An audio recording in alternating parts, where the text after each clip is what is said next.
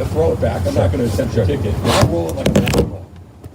I'm not going to try to kick it. I could miss. I could do like the Charlie Brown, spin myself around. You set your feet. I'm just going to roll it a bit, though. And I want to have the rock part a little bit. Like, I'm not going to give it the full roll. Like 80% of the way Still there. way over their head. I can't. No, I don't have the ability to do How do you feel about like natural versus turf grass in your soccer playing? Well, I've never played on either, so I don't have a strong opinion. I'm a natural surface guy, generally speaking, so I'd imagine that soccer, I like the field at the bank. That's nice. We can have that going on. I played soccer for 15 years. That was like my main sport growing up. But then if you put me on a field right now, I would look like I've never played a second in my life because I was always a goalie. So like I can use my hands really well. I can throw them and punt the ball, but I am terrible at actually playing soccer. It's hard. It's super skillful. It's one of those things. If you don't learn it as a kid, you're probably never going to be able to do it. And I certainly fall in that category. I can't do it at all. You know what's harder? Playing some water polo. Can you imagine you and I just going in the water? No, I can do that better. No, because I know how to do that better. Better than soccer? Yes, I can't do it well, but I can do it better than soccer because I can swim. Yeah, you know, right out the gate. When it comes to running and kicking Do things, they wear floaties in water polo or no? Unfortunately, not. I can do that. I mean, I'd be the worst player on the team. But what are those things called? Is it floaties? I think so. Water wings. That's what I'm thinking of. You put the water wings on the I need every child. The inner tube? Both. With like the unicorn with the head coming out of the water. And a little water splashes on my nose. I can't breathe. I'm dropping. Other than taking in the LAFC game at 1 o'clock tomorrow, what are your plans for the weekend? That's a good question. Because there's you got back-to-back here. It's kind of a weird Lakers schedule. You go Friday night, you go Sunday morning. Right? Because they go 12:30's tip-offs and we start pregame 11. Catch some dinner either on Saturday or Sunday. Watch a little, and I know this doesn't sound good, watch a little World Series tomorrow.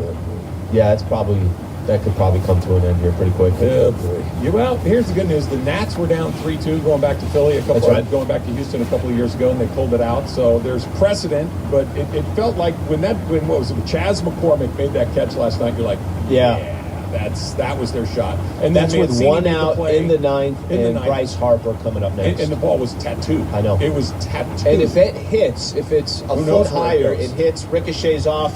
Could go anywhere. Everybody's scrambling. Could go anywhere. He could have been on third base. You have no idea what happens there. And then, of course, earlier, Schwarber hits the rocket to the guy that Mancini makes. That ball caught him. Like, he didn't catch it. He was just in the way. At the right place, at the right time. Play. Really good looks at it. And in the 8th and the 9th. Yeah, when you get that good look and it doesn't happen, it's like, yeah, boy. Will you watch tomorrow just because it is what it is? You're going to watch that Georgia-Tennessee? Of course. Yeah. Of course. No, Georgia-Tennessee, I'll watch the World Series. Look, I'll be honest. Tomorrow's a good little... It is. It's a good sports day tomorrow. I'm going to watch... It's a good day to have off. I'm going to watch the World Series because it's been really good. The games have been really interesting and fun. They've been competitive for the most part. Last night's game was super fun to watch. It was tense. Hate the result. It's back and forth. Every inning it could change. Yep. Full house, people going crazy, tight game, two really good teams playing really well. The Astros, I loathe the Astros. They're tough, man. They've been playing really tough. They've been playing good baseball, and it's so much fun to root against a thing. Like, I don't care about... I like Bryce Harper. He's cool. Real Muto's fun. Schwarber. It's a fun team to watch, but I don't really care if they win or not. But I am rooting for them like I was Ben Franklin. Well, this is... I cannot get enough of it. This is the problem for Dodger fans. If I'd have told you before playoffs started, okay, if I'd have said, hey, what's the worst case scenario that can play out for a Dodger fan going into the postseason? Well, the Dodgers would be out before you even blinked. Right, you got basically 2 home games and that was it. They're out before you even blinked, and the Astros are a game away from the World Series. So you're watching that game not because I guarantee you if it was the Phillies and the Yankees, you would have a lot less interest because it's just not the Astros. No, that's what I just said. The hating is the fun part. Yeah. It's you found a team to hate. There are 3 ways to do this. Have your team in it, number 1 way to do it. Have a team that you hate, number 2 way to do it, which is what we have right now, or you have the Guardians against the Padres, and that's like, yeah, okay. I don't really care either way. This is the second best option because whatever negative energy I can put into the universe on behalf of the Astros, I'm going to certainly try to get that done. You did it to me again, Slee. I was super excited about something, and you just threw cold water all over it. I'll tell you what it is. You're welcome. It's Travis Slee, 710 ESPN. Are you hiring? What type of role are you hiring for? Whether you need to hire a civil engineer in New York or a mascot in Missouri, ZipRecruiter can help you find qualified candidates. They can help you find them fast. Their matching technology finds the right people with right experience for your job, and you can invite them to apply. No wonder 4 out of 5 employers who post on ZipRecruiter get a quality candidate within the first day. Try it for free right now at ZipRecruiter.com/Greeny, ZipRecruiter.com/GREENY. The black and gold thrills don't stop this.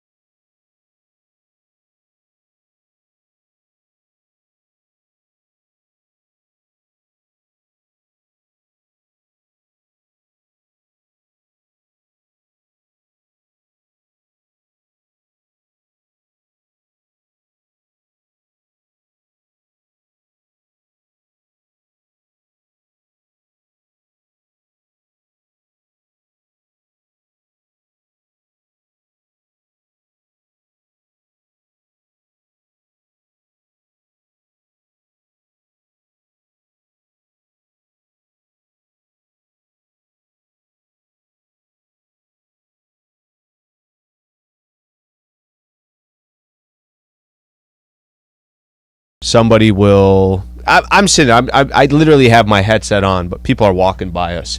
and somebody will say, "Hey, Slee," give him one of those. Yeah, Nobody Slee. says Sliwa. I noticed everything was just It's not Slee. your name anymore. Slee's a fun thing to say. It was all just Easy. completely Yeah. Slee. It's familiar. It's a colloquial term. Yeah. It promotes a sense of intimacy that they know you. Like Yeah. if it's, hello, Alan, that's very formal. Hey, Sliwa, it's a little bit aggressive. Slee! It's like everybody's happy to see Slee. You don't call me Bergman. You call me Berg. call you Berg. Yeah, we do a lot of Berg. That's right. Yeah, you know, it's just Slee might shortening. be also the laziest, quickest way to say a name. Say Slee. If you slur it like that, like you had Drunk. 11 beers. What's in that coffee? Think about. There's not another name you could do that. Slee, how you doing? Like, as fast as You can do that with possibly anything. be. Berg, how you doing? Trav, how you doing? I think you're just you're making that one a little. I think I'd something put it's Sliwa, not. but I don't think anybody calls me Sliwa. I think they No, say so you should Slee put now. Slee then. Yeah. You should Ask talk to Slee. LAFC. It should be Ask Slee, which is coming up in Agreed. about a half an hour from right now. Absolutely agree. So you kind of bummed me out, Al. Okay. If I'm being honest. So I'm going to tell a quick story here. I went downstairs this morning, and I'm coming back into the building, and Alex, who's one of the security guards here in the Great guy. building, he's a great guy, stops me and says, "Hey, Trav, can I ask you a quick question?" I said, "Yeah, what's up?" And he says, "Have you ever met Jerry Jones before?" It's a very random And question. I stopped. I really had to think, and I'm like, "Yeah, actually, I met him once a million years ago at the Super Bowl." And he takes out his phone, and he holds up a picture of Jerry Jones on an Instagram account, and I'm standing right behind him, and it's clearly me. Right? I've never, ever in my life seen this picture before. And it's an old picture. We figured out how old it is. Picture's 21 years old. I'm 30 years old in this picture, okay? I look a little different than I do right now. And I'm super No beard. fired up. No beard. I have all my hair. I was feeling pretty good about myself. This is exciting. And so I come up here. Al, you were recording Lakers Talk Daily, so you were busy. So I came into the studio and I said to Emily and to Taylor, I said, "Hey, look!" I tell them the story, and they're like, "Oh, wow! Where's the picture from? What's going on? That's cool. How have you never seen that before?" I go and I tell Greg. Greg has a very similar reaction to that. Where's that whoa! picture I come think from? I know where this It's is amazing. going. Where I know does where that this is come going. from? I come in, I say, "Al, you're going to see this. First, let me go get my." I get halfway through the story about Jerry Jones. I need to go get my headset. To go get my headphones. It was So- already It's important for this picture. It was already 9:57. He so comes we're back getting in. close to 10. I needed the headphones. That's not Yeah. the bad part. Yeah. I come back in. I show him the picture. Like, yeah, that's cool. Hey, Parker, where'd you get that Laker hat? What is wrong with That's you? exactly what happened. Sliwa. That's exactly what happened. You literally, is a cool hat. You Can went. can we see Parker's You Laker went, hat real quick? You went. Yeah. Literally, it's like, oh yeah, that's cool. Parker, where'd you get that Laker hat? Parker is one of our social media employees listen. here, and you could not have been less interested Greg. in me being in a proximity to Jerry Jones. First off, Are you kidding me though? It's a nice hat. Okay, There's wait, nothing wait. wrong Show with it to the the hat. camera. Yeah, Show it I to was the gonna cameras. say. It's Okay. a nice hat. It's- It's a Mitchell and Ness back-to-back world champions, 87, 88, vintage. By the way, you can Very see that nice. on youtube.com/ESPNLA if you want to see this Right? vintage Laker subscribe hat. to the channel as well. By the way, throw Yes, that please. over here. Hit the like button, So too. here's the thing. I want Was any everybody- part of my story inaccurate? Yes. Which part?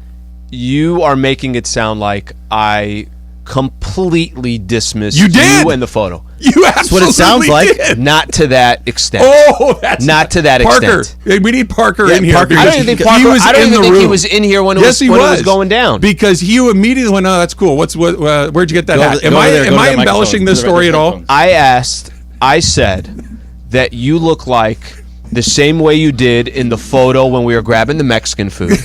Okay, where you were coming out and you were lurking. Okay, Yeah, but and you- you kept getting excited. You got You did- more and more you did excited say about that. the photo. But you had no reaction to me 20 years ago standing next to Jerry. He's like, "Yeah, this reminds me of the one we took 2 weeks ago."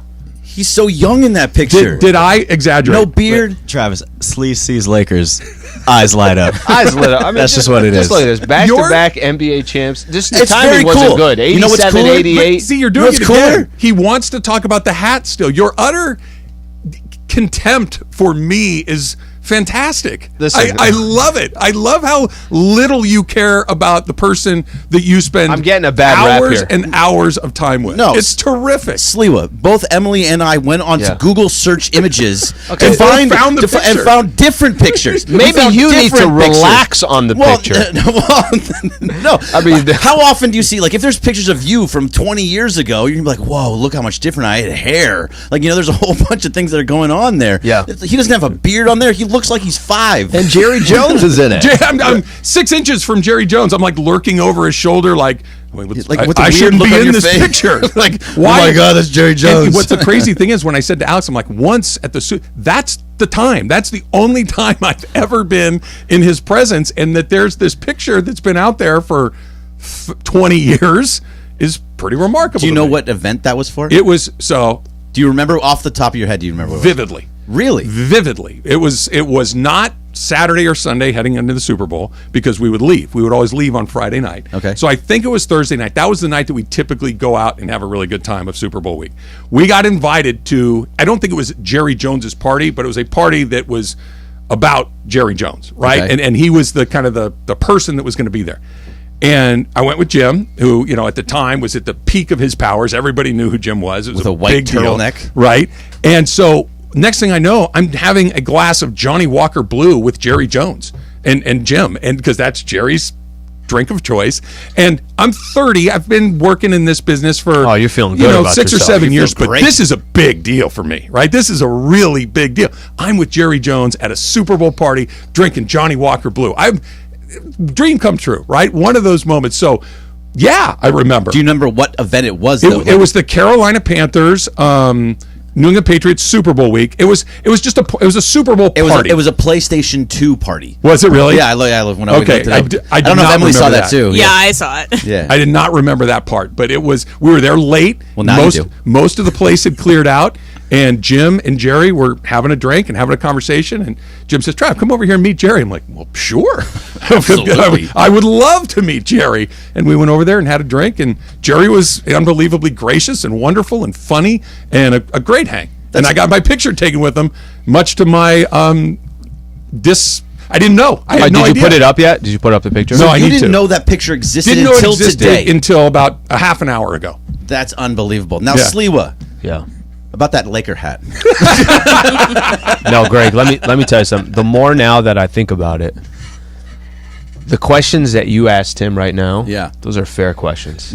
Okay? All Well, right? it's called I mean, having it's about the event. mild amount of interest in somebody that showed you something kind of interesting. I mean, Okay. you talk to him every day, but I talk to him every morning. Can I tell you what happened? Now that I think about it, after I probably gave maybe one or two quick questions just to kind of... there was no questions. No, I think there was. There was a question. You're right about this looks like the one we took with the tacos. Okay, that was your response. Don't make that facial expression. What you did. It's not what I did. Oh yeah, this kind of reminds me of the one with the tacos. Hey, what's that hat all about? Parker? Can I tell you what Yes, questions? your side. What questions? No, I think the side is actually the more I reflect, the more I feel it's accurate. But I will say there were some questions. Do you remember what the questions were? I don't. Parker, where'd you get the hat from? You're right. And he said he got it at like a vintage store, and Yeah, I'm his like, yeah, girlfriend. you can't find those and this and that. He had 4 follow-up questions Yeah, I on did. the hat. Yeah, I had more. Now The most powerful owner in the NFL is with 30-year-old Travis from 20 years ago. It's like, yeah, that reminds me of a taco picture. Where'd you get that hat? Now the story is starting to come into play. So if you could have anybody sign that hat from that 1988-89 team, what were you going to have sign that hat? Is it Byron Scott? You No, going it's with Magic. Kareem? It's Magic. Can I, Stop. I got to Stop. tell you that I like to think, and I could be camera wrong. wasn't around yet. We're all bad at this, right? We're all bad at self-evaluation. Yes? Sure. I like to think that I am not an egomaniac. I've got a healthy ego. I like me. You got an ego. I do. I'm not saying I'm without, but I think it's like kind of on the high end of normal, if you will. Okay.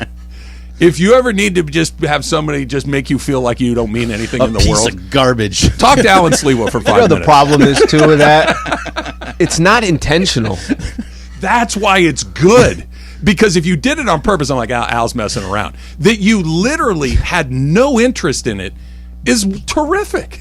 I love If it. it was any other hat. I would have been in. I would have been in. My favorite It thing was right terrific. now is Sliwa right now just kind of thinking about it. He's actually like contemplating thinking what about the my hat. mind actually went through. I I had to go back to the moment, and the more that he describes it, first of all, I think you got way too excited. You got to relax awesome. a little That's bit. a very cool picture. And then I think I was way Trying to think. on the opposite You think side. there's a happy medium? 20 for the years future? ago, There's a you'd be happy about 20 years old, right? Yeah. If you, so you're in college. If you showed me a picture of 20 years ago that you were in the background of a picture with Steve Young, who Yeah. was at the Super Bowl, I'd be like, holy smoke. Here's the problem. What's going on right Here's the there? problem. Where were you? What was If how did you Parker get would to have that walked party? in with a Fernando jersey, okay? No, I have, you know me, be honest. I have questions about everything.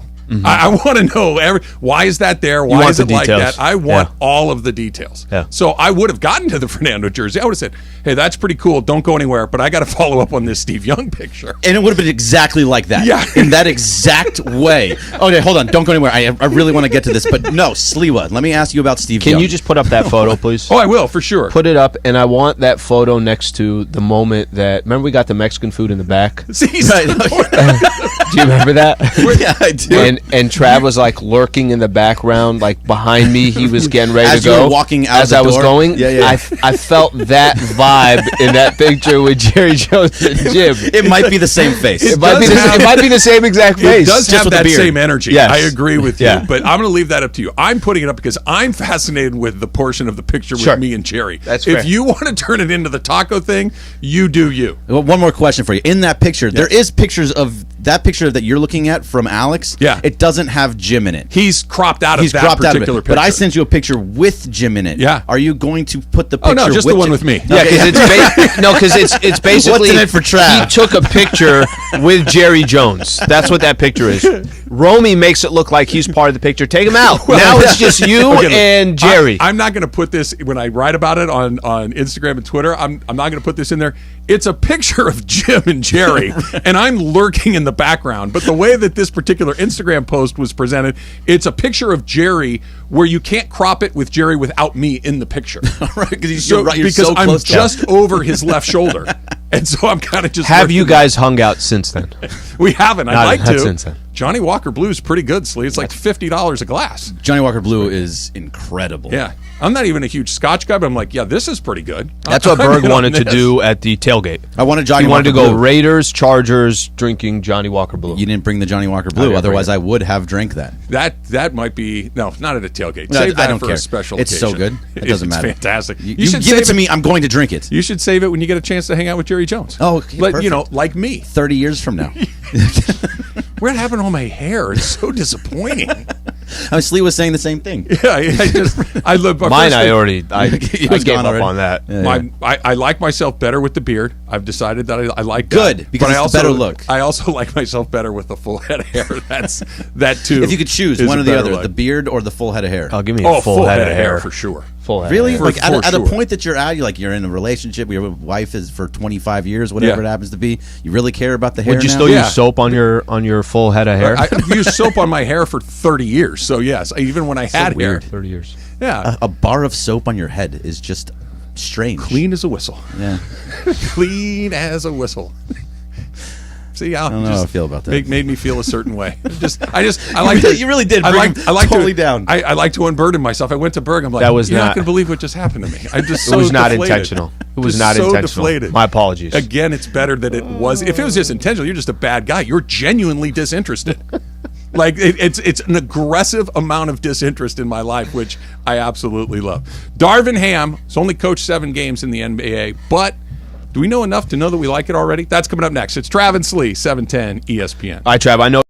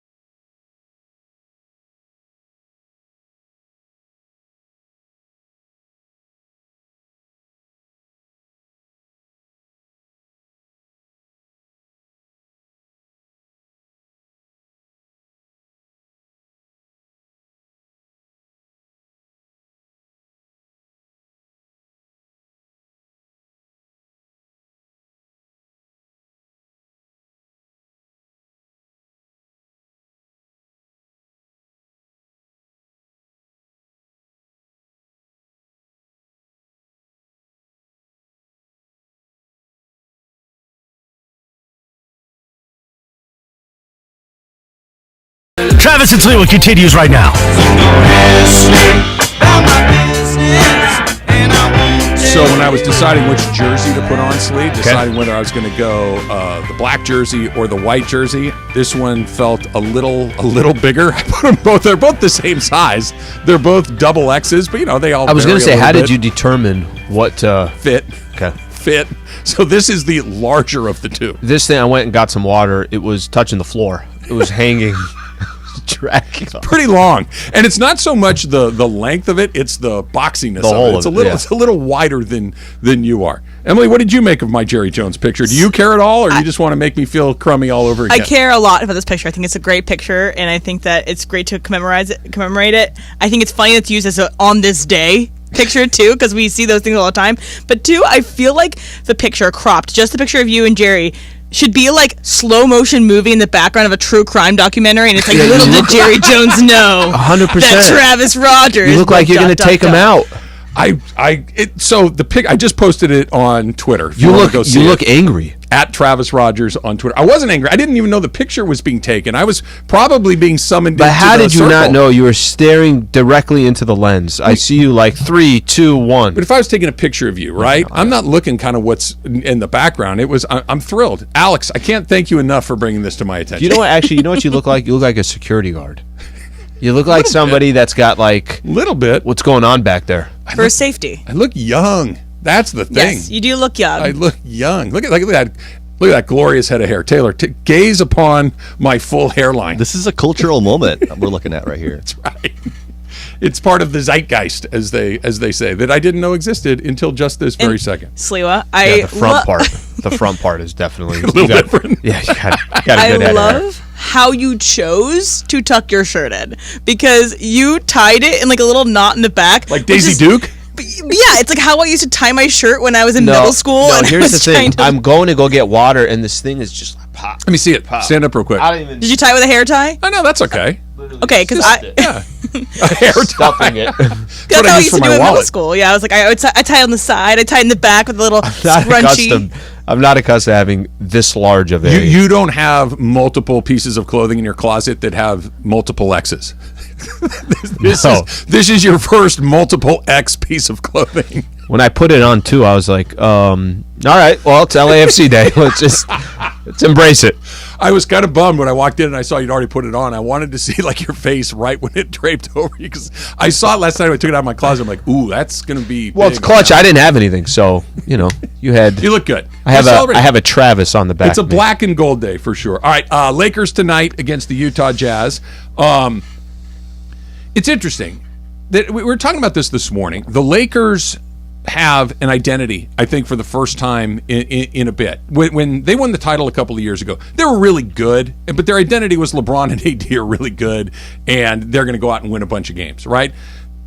Darvin Ham is the first guy that I feel like in a while that I know what that guy's about. I know that he's in charge. I know that he has a point of view. I know that he's going to do what he thinks is the right thing to do, that if he thinks player A, B, or C should be in or out, he's going to take them in or out. And even through 7 games, just his presence, when we met him at the introduction, when we met him at Media Day, he has this aura about him that's very appealing, very intimidating, and there's no question that he's in charge. And he's a first-time head coach coaching LeBron James, Anthony Davis, Russell Westbrook, big-name guys. But Darvin's in charge of this thing. It's exciting. You know, when you see... I don't know if I have the perfect example, but let's say you're working for somebody.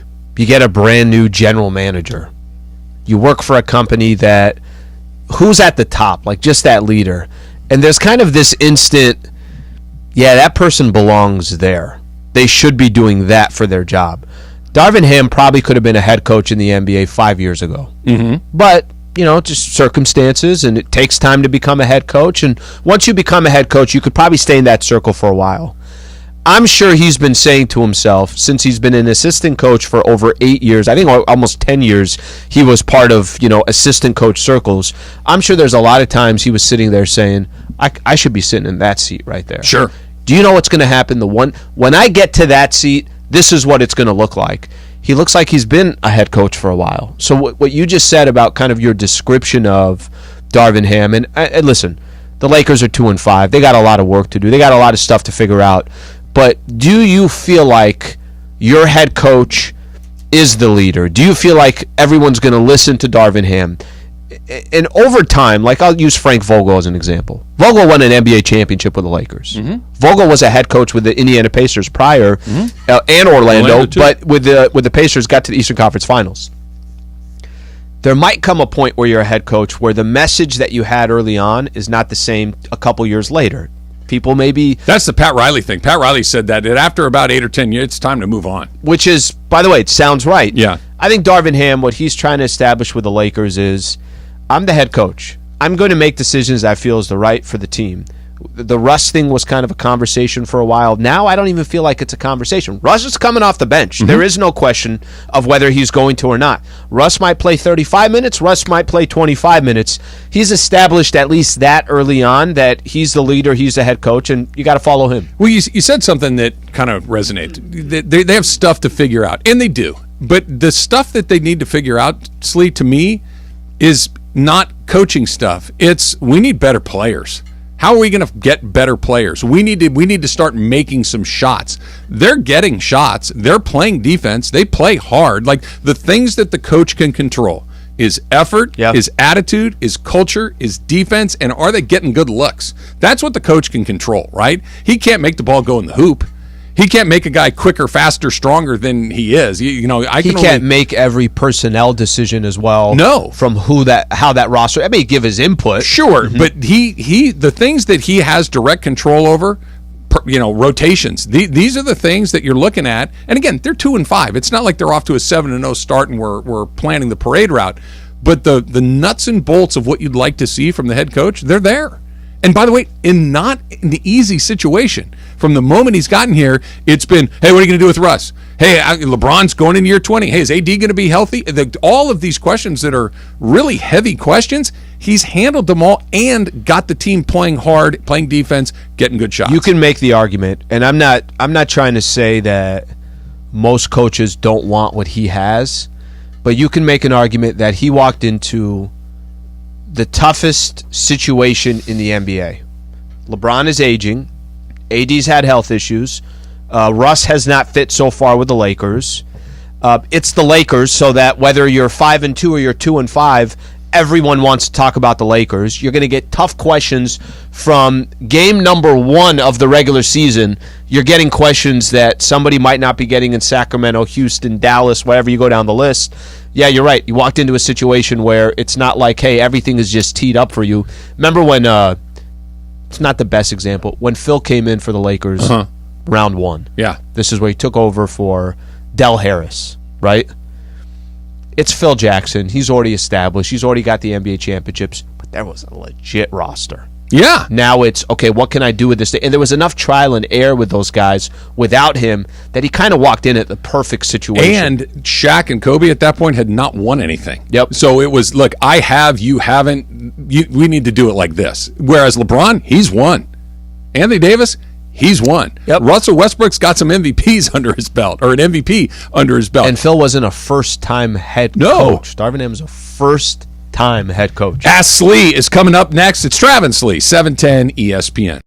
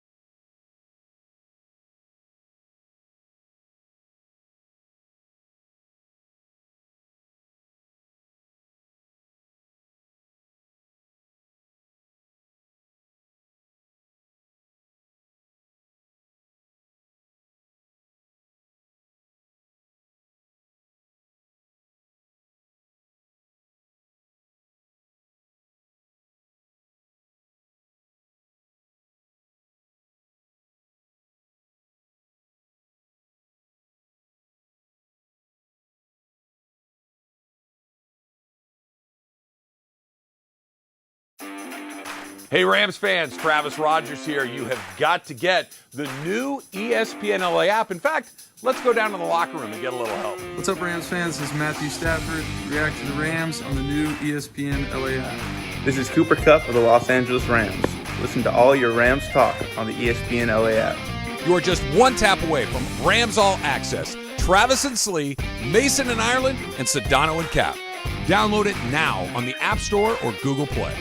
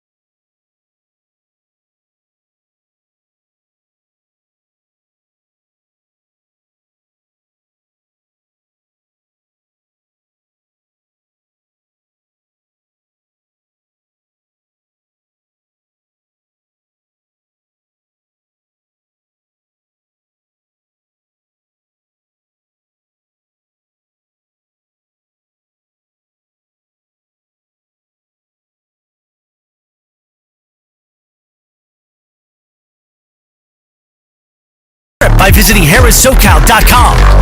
And it is time for Ask Slee. 877-710-ESPN. If you would like to get in on the phones for an Ask Slee, you can do it that way, 877-710-3776, or, of course, the more traditional way, via Twitter, at Travis Rogers, at Alan Sliwa is a good way to do that. You ready, Al? Let's do it. Okay, Slee. Hashtag Ask Slee.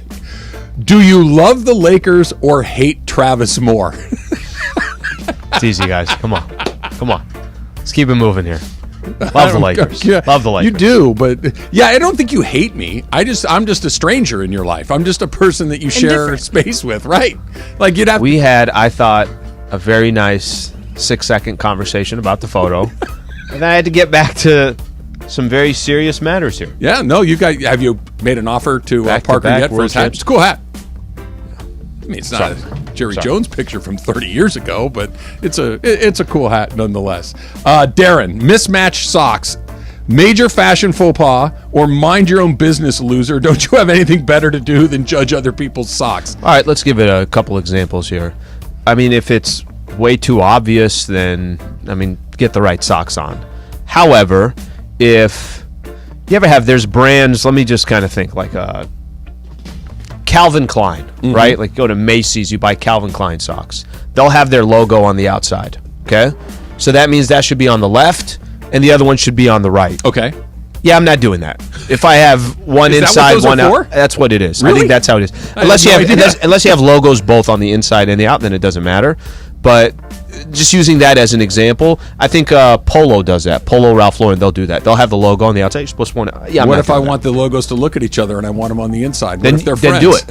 What if I want to have a conversation? It forms to your foot, your left foot and your right foot, correct? I have no idea. That's already like too much thinking for me. If it's white socks, so if I'm going to go for a walk or I'm going to go for a jog or something like that, and they're just regular white socks, and they're two different brands, I don't really care. If that's how they went in, then that's how they're going out. Disc writes, hashtag Ask Slee, you have to hand your unlocked phone over for a day to one of the following individuals. Okay. Who would it be and why? Here are your 4 choices. Okay. Lady Slee, me, your mother, or Rob Pelinka. Very easy. Lady Slee. Yeah. Yeah, I'm not that. There's nothing going on. So here, you can take it. You're going to be like. I'm going to have questions. Yeah, you're curious. There's going to be a lot of follow-up questions. Yeah. You're scrolling through everything. As an observer of the world, I like to see what's going on with the people that I care about. There's no secrets, so she will probably already know everything that's there. So it's much less of a conversation. With you, I feel like I got to sit down now, 45 minutes. We got to go through everything. That's a lot. Is this just me being an older person that there's nothing? I'm the same way. Like anybody can have my phone. I really don't care, right? The idea of like not like illicit things, but things that you'd rather not have a record of. Am I the only one that still makes sure that I say those things and don't write those things anywhere? Is that just a me thing? Probably.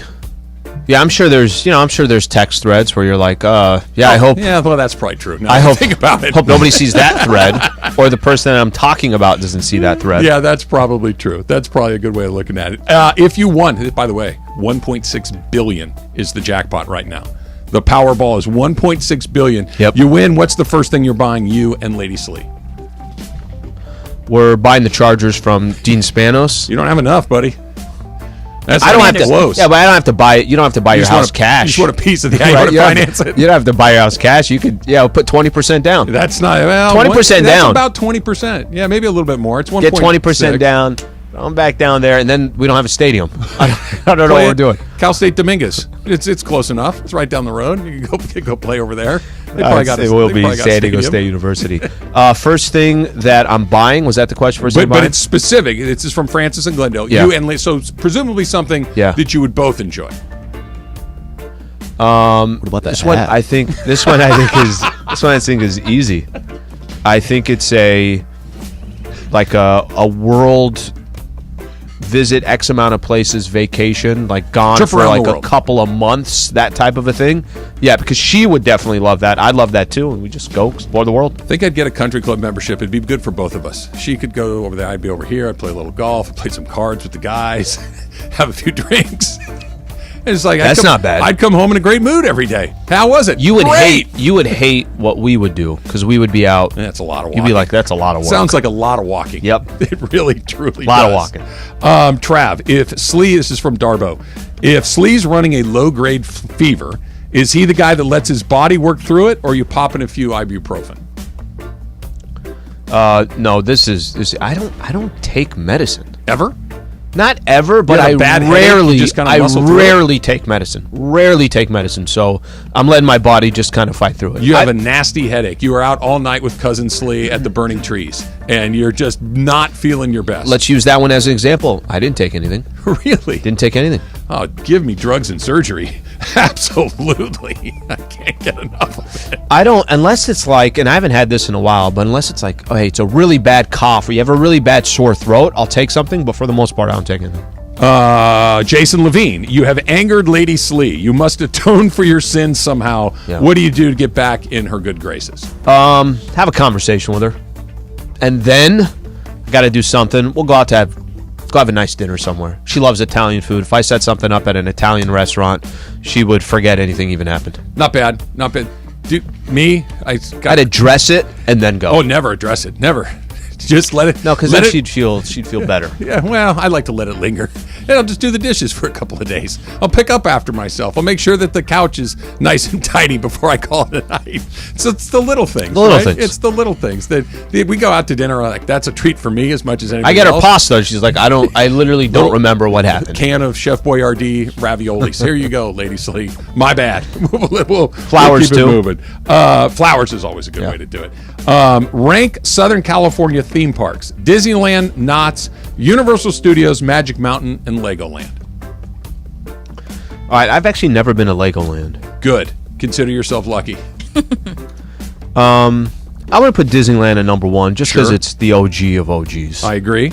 And they write our check. But more because it's the OGs. No, it is. I'm putting Magic Mountain at number 2. Okay.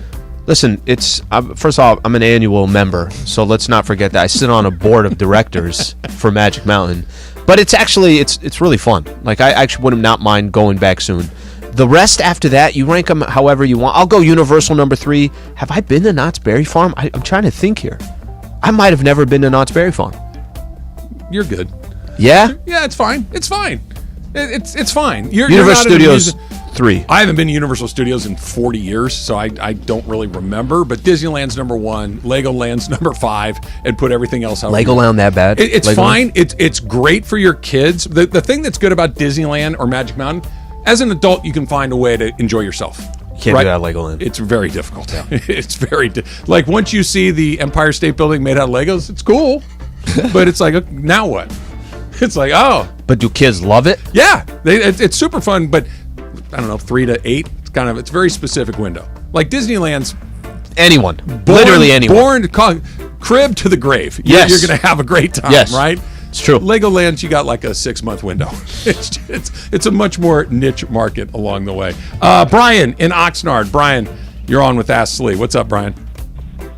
Hey, what's up? So, Slee, you are in a public restroom with about 5 or 6 bathroom stalls. Okay. You're handling your business inside one of the stalls. Okay. You then realize when you're finished and you're wrapping up, there is no more toilet paper to use. Yep. What do?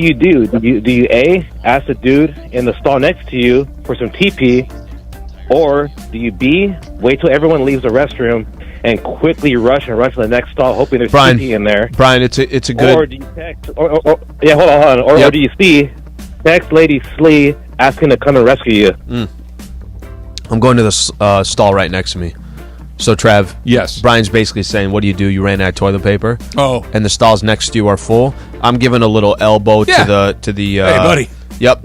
Help a brother out here. Exactly. Now, this could be. Do you ever watch that Seinfeld episode? Can't spare a square. I don't have Can't a square to spare spare. a square. That is such a good episode. It's a great too. one.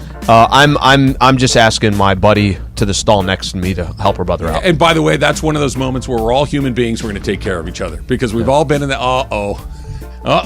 now what? He's like, no, man, I don't have enough, but you just hear the roll. You know what the other option is? I'm just kind of throwing it out there. Yeah. Seat covers. Just hope it never gets to that point, but it happens occasionally. Just saying, it definitely happens. All right, how about this? Coming up, Greg is going to have a YouTube exclusive. You need to go to our ESPN Los Angeles YouTube page. It's only going to be right there. During the commercial break, he's going to kind of give you a tour through the entire behind-the-scenes action here in both of these studios. You get to see Slee's XX Travis LAFC jersey. Yes. And maybe I'll hold up my phone. You can see the Jerry Jones picture. We can do all of that. Only, though, on our YouTube channel, ESPN Los Angeles. Check that out. If you are on hold for Ask Slee, don't disappear. We'll get to more of those as well. And Slee, Rams season is basically on the line on Sunday afternoon. That's coming up next. It's Travis Slee, 710.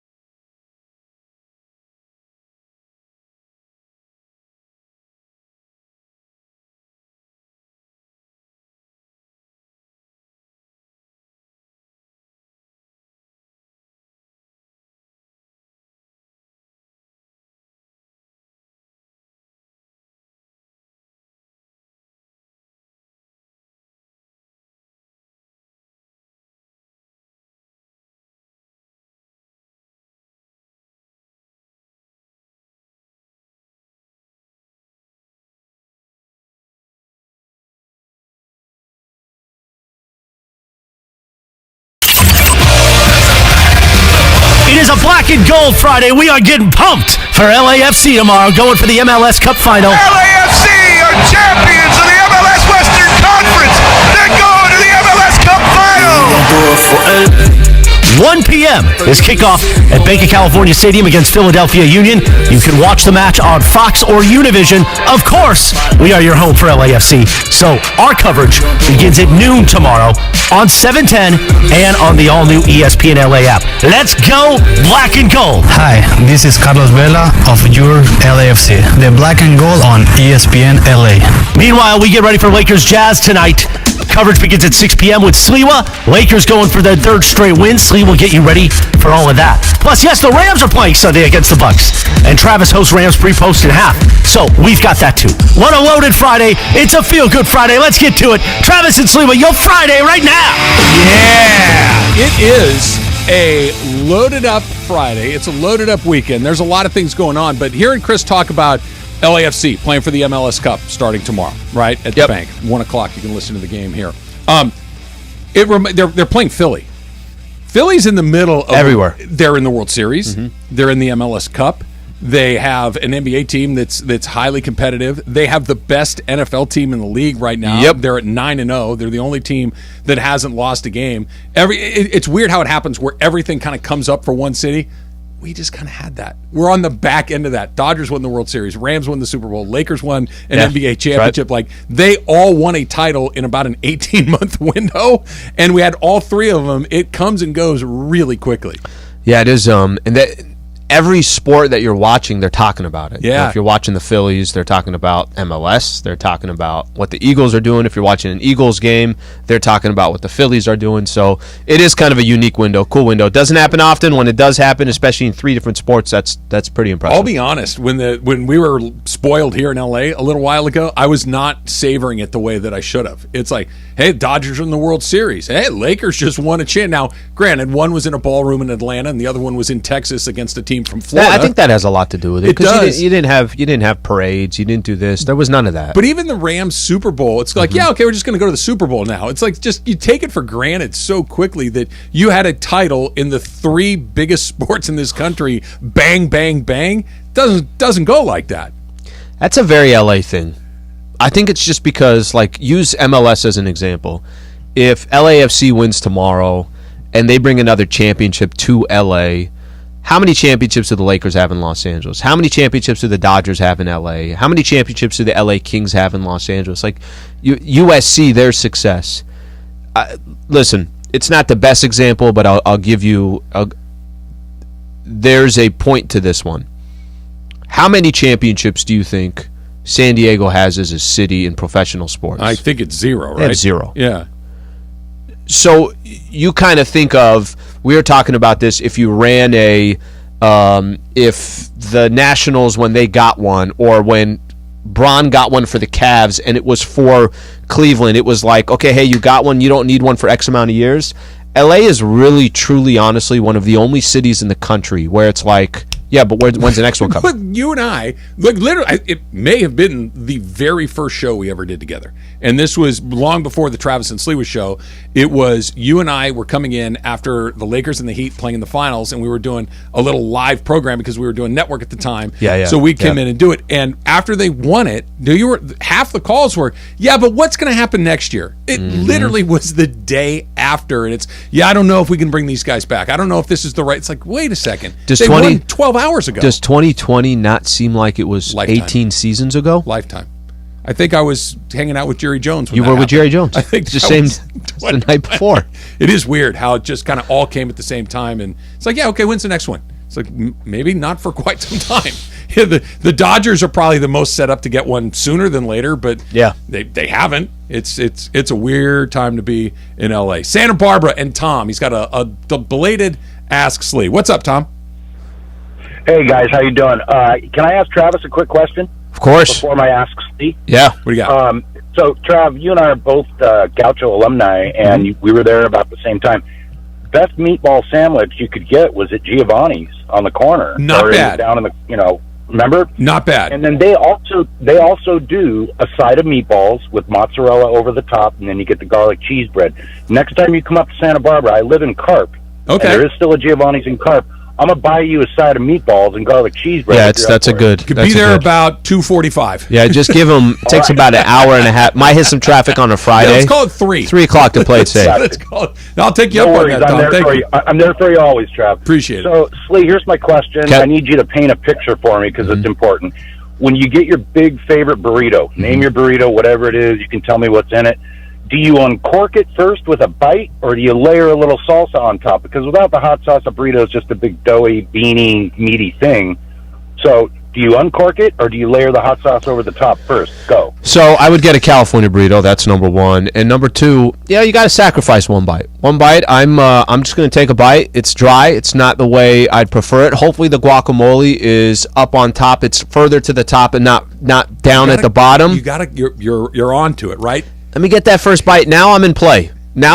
From there, because what I don't want is, because the hot sauce, this is going to happen. It's going to start streaking down on the first bite. It's already streaking down my left hand because that's where I'm holding the burrito. The right hand is pulling the hot sauce, so I'm taking a bite first. I think that, can I give you a little pro tip? No. Because you're right about, like, the stuff you want inside. Sometimes when they roll it, it's just like on one side, right? Yeah. But if you very carefully kind of squeeze it just a little. You don't want to blow it out. Yeah. You can't have a blowout. That's no good. But just kind of squeeze it and kind of make sure that everything kind of goes where it's supposed to be. It's not a bad way to do it. But I love the term uncorking. I'm calling it that from now on. You got to uncork the burrito. It's got to be done. Should be punctured. Is there like a way to puncture it? Puncture's good too. We need something that uncorked and punctured are both really good. I like both of those. All right, Rams pregame show 11:30. Yep. Buffalo Wild Wings countdown to kickoff, starring Kirk Morrison and myself. We'll get you going 11:30. Rams and the Bucks. Rams are 3-4. Bucks are 3-5. It's obvious. It's cliche. Whatever you want to say, that whoever wins this game feels like they still are kind of in it. But it really does feel, and maybe not. Well, this so is much the first for Tampa. time for you. It does feel for me, right? That you can't be 3-5. Tampa stinks. This is the thing. I know Tom Brady's a big name. I know Mike Evans is a big name. You know Leonard Fournette's name, Tristan Wirfs. Like, I know there are names you recognize, right? They're not very good, Al. They're a lot like the Rams. Names you recognize, and they're not playing very well. They beat Atlanta. They've beat Arizona. They've beat who else did they get? They got one other game in there that I'm blanking on at the moment. They need Carolina. They need to beat a team that they're supposed to beat, because all the other games are coin flips. This is a game where they're probably playing slightly better than their opponent. If they can't win this game, they're 3-5. They're looking up at Seattle. They're looking up at San Francisco. It really does feel like it could be the end of the line. So right out the gate, if you remember, Tampa won the first 2 games of the year. They beat Dallas on the road, by the way. They won at New Orleans. They've lost 5 of 6 games. That's where they're sitting right now. They've lost 5 of 6 games so far. And a lot of this, and the reason why I mention it is because the Rams are struggling too. They don't really have any good wins on their schedule. The difference here, the only thing I'd say about Tampa, they're also losing to bad teams. Pittsburgh beat them, right? Carolina beat them. That's just another example. At least if I want to give the Rams one thing, they're not beating any good teams. At least they've kind of taken care of some of the other bad. San Francisco, I think, is a good football team. You lost to them twice, right? For sure. Dallas, I think, is a good football team. You lost to them as well. You've lost to teams that tell me and you're not going to compete for a Super Bowl. You're not like beating good teams. Tampa's in kind of this spiral. I mean, and they've had good enough luck. The 49ers needed a win last week. They got lucky that Rams were on their schedule. I almost feel like this could be the same thing for the Rams, that Tampa's on their schedule, because they've had Tampa's number since. They're such a weird spot because they're not playing well. Cooper Kupp has a ankle injury. We'll see if he's effective or not. Do you think that's kind of funny? How cautious do you think they are with him? I think they try to win the game. So not that cautious? You play him like he's 100% ready to go. You can't be cautious at this point. You don't have the luxury of being cautious. You're under 500 at the halfway point of the season. You're outside of the playoff picture by 2 teams. It's not like you're right behind. You got to jump over 2 teams to get in. One of the teams you're trying to get over has already beaten you twice along the way. There is no, hey, let's slow play this and hope you have to try to win the game. You don't do anything crazy. Well, but that's going to answer its own question, because if he's 60% of Cooper Kupp, you're going to see it. Oh, sure. Right? Like he's the only one that can move the ball. That's what I'm saying. You're going to, if you're the Tampa Bay Buccaneers, you're saying to yourself, okay, well, he don't look like he's 100%. They're going to actually have to go to some of these other guys. We know what that's looked like. If he's 60%, they've got no shot. Mm-hmm. I mean, really, because who's running the ball? Cam Akers might be back. Can you recover that fast from that ankle injury? They've got things that can make you feel good for a few hours. Right? I mean, that's just life in the NFL. That's how it works. I'm not saying he's going to do it. I'm just saying that they exist. Jack Daniels or right? like what? Toradol seems to be the one of choice. I know I've had some NFL friends along the years that have said, oh, no. You could have a bullet wound and play with that stuff going. It works. Okay, so we'll see if it happens. But without him, is Allen Robinson going to have a day? No. Is Cam Akers going to... By the way... Can I tell you something about the Cam Akers? Emily, what was the line? Like, well, I didn't want to not play football. Something like that. I didn't ask to be away from the team. That was one of those things like, dude, come on, man. What are you doing? Just say, I'm thrilled to be back. I can't wait to play. I want to go and show everybody what I'm all about. Not this. You have it, Taylor? Yeah, I never asked to not be a part of the team. I never asked to not play. I never asked to not practice. So that was Sean's decision. I don't know whose it was, but it wasn't mine. That does not sound like somebody who's ready to go out there and show the world that he's ready to play football again. That's somebody that still wants to win the fight. No, that sounds... Look, it makes most sense now that the trade deadline is over that he gives himself an opportunity to play for the Rams and see if he can continue to... They literally have no backs that are a threat. You thought Cam Akers would potentially be a threat before the season started. They both need each other. Both sides need each other. It's not one of those where this guy's got leverage or the team has leverage. It's probably just the comment of I can't wait to get back on the field. That sounds like football. That's not what it sounds like, right? Well, it sounds like maybe it never got resolved. Maybe they're still both sides are upset at each other. But like I said, they both need each other. This is like you and your wife have been living apart. She's letting you move back into the house, and somebody says, "So you guys going to be all right?" Well, I don't even know why I was out in the first place. This is not going to work out.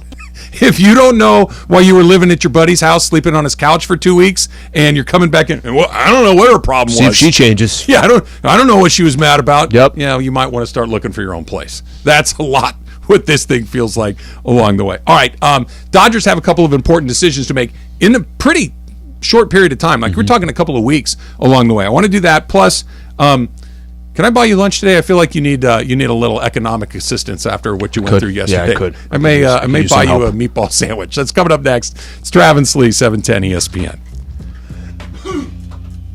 For all the ones who get it done, Granger's always there to help. Granger offers supplies and solutions for every industry, 24/7 support, free access to product specialists, and experienced staff at over 250 local branches. Plus, their commitment to being your safety partner can help you keep your facility safe and your people safer. Call, click Granger.com, or just stop by.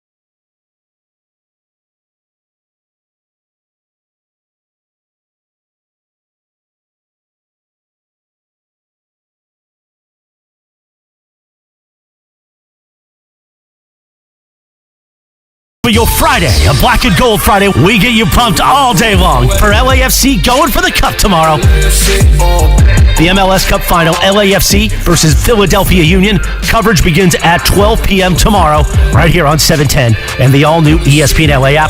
Kickoff from the Banquet at 1 p.m. Let's go LAFC. Right now, more of Trav and Slee on a Friday on 710. Emily and I were both particular fans of this tweet from one of our most loyal tweeters, Slee, Tim from the OC. This is why I love Al. The amount of curiosity he has in life is so minimal, it's hilarious. It has nothing to do with you, Trav. Slee's just not a curious person generally. Emily can walk in with Taylor Swift and Sliwa wouldn't even blink. Emily, you need to pick all of your top 1% Taylor Swift influence and somehow make it happen, because I want her to come in here and see Al's reaction to it. I'd probably be like, so is a friend from home, or what do you do for a living? Yeah, hey, you look familiar. Have I met you before? I feel like I've seen your face somewhere. Part of good karma? Part of good karma? You work in the traffic department, or what do you do? Did you used to work for an ad agency? I feel like we've talked to each other before. You look very, very familiar. Digital marketing, don't you? Speaking of which, I did get a notification from Spotify that I was one of the top 1%, like, first people to listen to her album. So, got that. Yeah, you got up at 3 o'clock in the morning. I believe you. I mean, that is a level of dedication that is. If Spotify said you were something. 3%. I think she'd be very disappointed. I'd be disappointed. She would go to Pandora, pay for the commercials to be removed service. That's right. That she would change her life. Irate at Spotify. She'd take a week off and just say, "I got." If you had, let's ask, if you had not been in the top 1%, if you'd been in the top 10%, you'd be like, would it bother you? I'd be like, that seems wrong. I was like, your data seems off here, because I was like, I tried to load it right when it went to midnight. So just questioning Spotify's. It's like, you didn't track it that well. Spotify's algorithm sucks. I was up at 3 a.m. taking this thing down, and how in the world you're telling me that there's somebody I could see her in a meeting with the board of directors. This is BS. Get me, Mr. Spotify. Absolutely stinks. You doing all right over there? You look like you're yesterday, going through an emotional crisis or an economic one, perhaps. A lot going on. I appreciate you offering lunch. I got the mirror. Finally fixed. Oof. Yeah, got the mirror. By the way, can I say this? Did it cut you they give you the Allen Sliwa discount? Could I say this? They were very generous. Matt Unger, Lexus Santa Monica, obviously been a partner for years. Okay. Could I say this, that for those who are trying to work with one mirror, highly recommend 2 mirrors. Highly recommend it. I mean, man, does it make your life easier. Put them on both sides. You know what I mean? Turning your complete shoulder over just to see what's going on is a lot of work, and you could avoid a lot of that work with just another mirror on the left-hand side. Sure. But I got the whole car serviced as well. Did about 130,000 miles. Oh, they got you.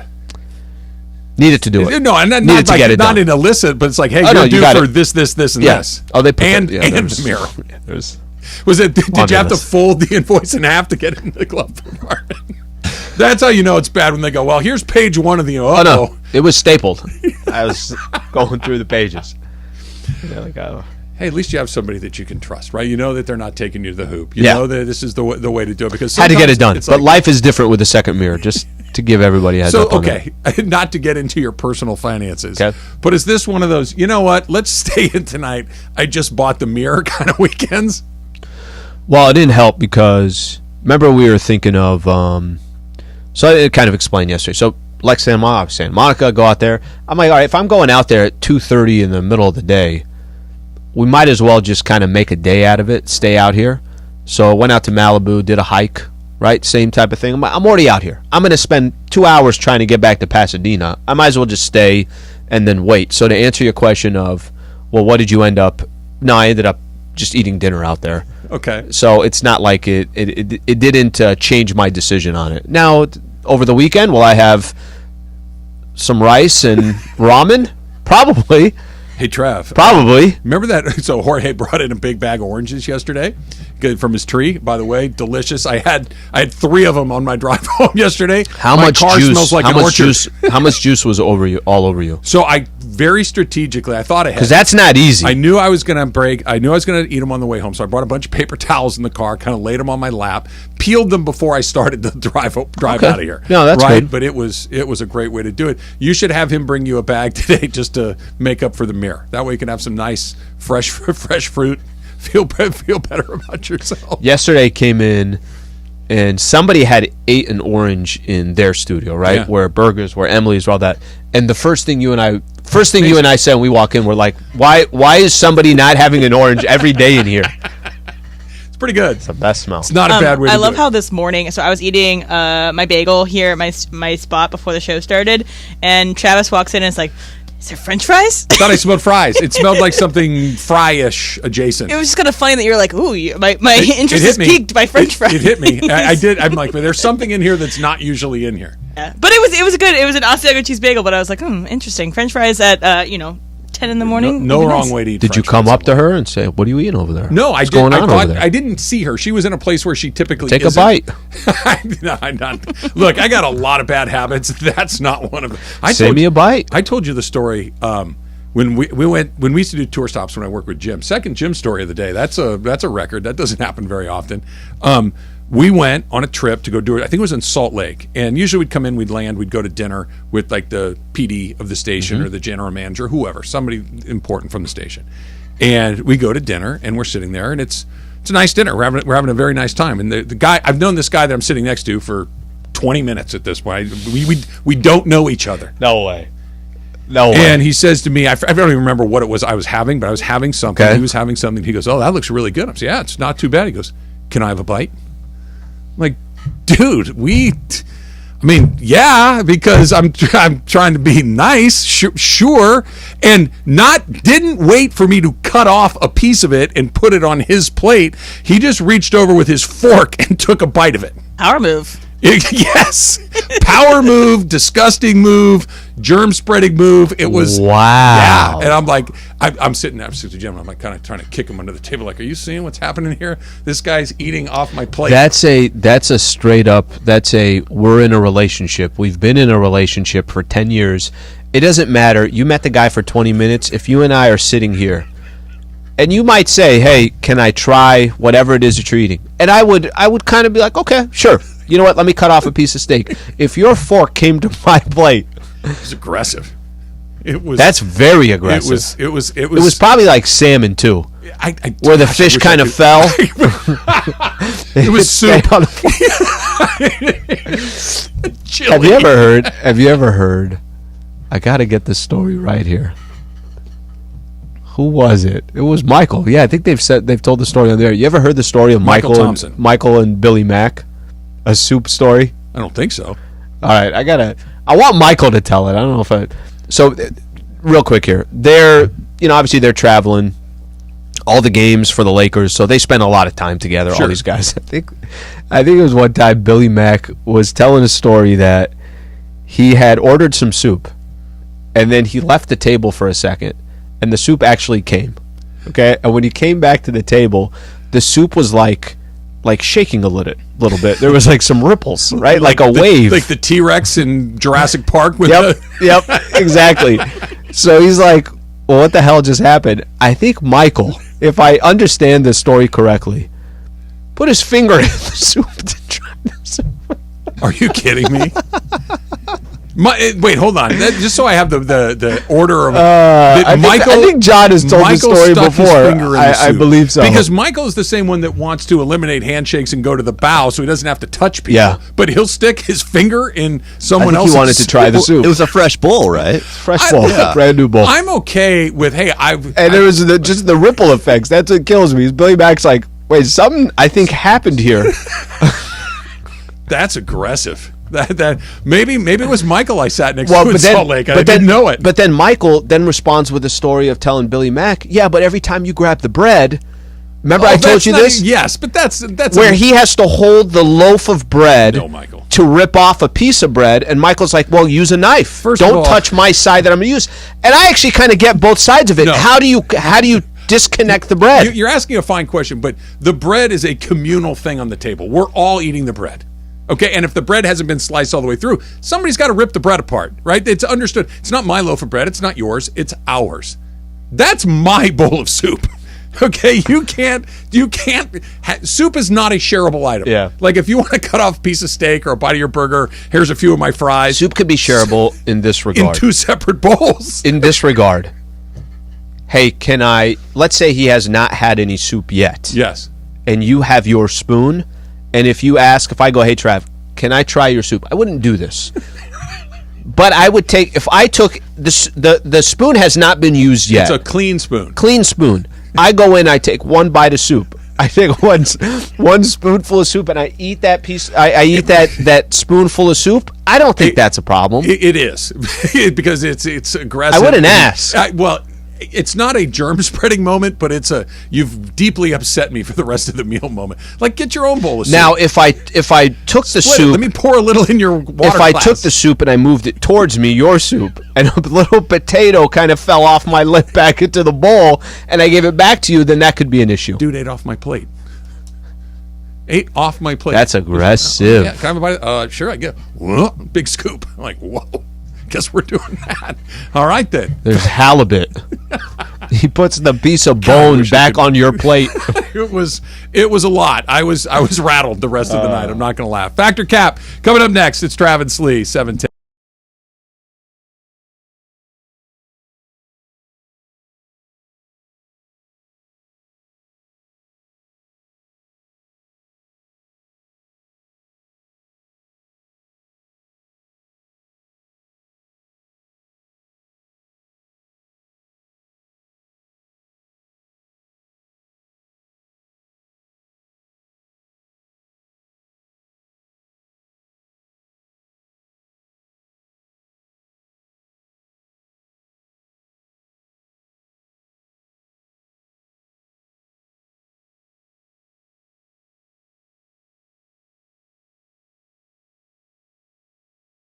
Football fans, want to win $100 for picking 5 games against the spread? Just download the Cover 5 app for free. Compete with Travis and Sliwa each week for a chance to win $100. Here's what you need to do. Download the Cover 5 app, use the code TS22 to join our show league and start having fun all season long. Just download the Cover 5 app, use the code TS22 to join the Travis and Sliwa Show League, pick 5 games against the spread to win $100, or play all season long at cover5.com.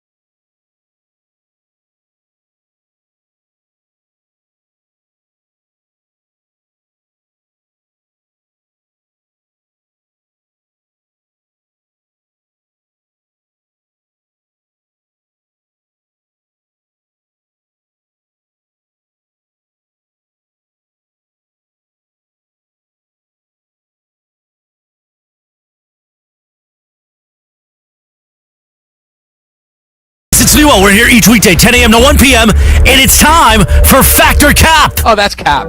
That's so cap, Dad. Everything I've said is a cap, but I'm going to go back. First of all, it's not a cap. It is a cap. Welcome to Factor Cap. Hey guys, do you remember the pizza place that Chris had the pizza brought in, right? Of course, yeah. Prime Pizza, amazing. Last night, I went there again. Did you really? So I got a drink with my friend in the Arts District, and then we were leaving saying goodbye, and I was like, oh wait, I think the Prime Pizza is like right around the corner, and I wanted to try it out. What'd you get? Got 2 square slices of spicy pepperoni. It was good. I bet it was. A little too spicy though. It's like in the sauce. I don't like. So you want the square, like the pan kind of style Yeah. situation, a little thicker, a little chewier, a little more Crispy? bread based. Edge pieces too. Yeah, It was great. no, that doesn't get crispy. That's more doughy than the crispy. end? No, On the the end thick. there? She's talking about the square pieces. Oh, the- got it, got it, yeah, got it. yeah. Yeah, it was good. bet. Very much. Don't regret my decision. It was an amazing choice. Do you put pepper flakes on yours? On Usually, pizza? Yeah, I do yes. too. Yes, I could do spice. I like spice. Tabasco's not a bad way to do it either. So, a Welsh beach used in Harry Potter and the Deathly Hallows, where Dobby dies, has asked people to stop leaving socks at this gravesite because it's disturbing the natural habitat of this beach. So, got me thinking that Harry Potter adults can be a lot. So, Harry Potter fans are the most annoying fandom out there. Travis, Fat or Cap? Okay, honestly, I don't know if I've ever encountered such a person. Adult Harry Potter fans, like, Honestly, what house no. are you in? I don't even know what that means. Like, what's your, like, the house? Is that if you pick a house? Yeah, Slytherin, Gryffindor. Oh, okay. Yeah, stuff. I truly had Slither in. Slither in, like I slithered in the back door, like Exactly. that kind That's of deal. what it is, yeah. Oh, okay. Then I like that one. I just like the name of that.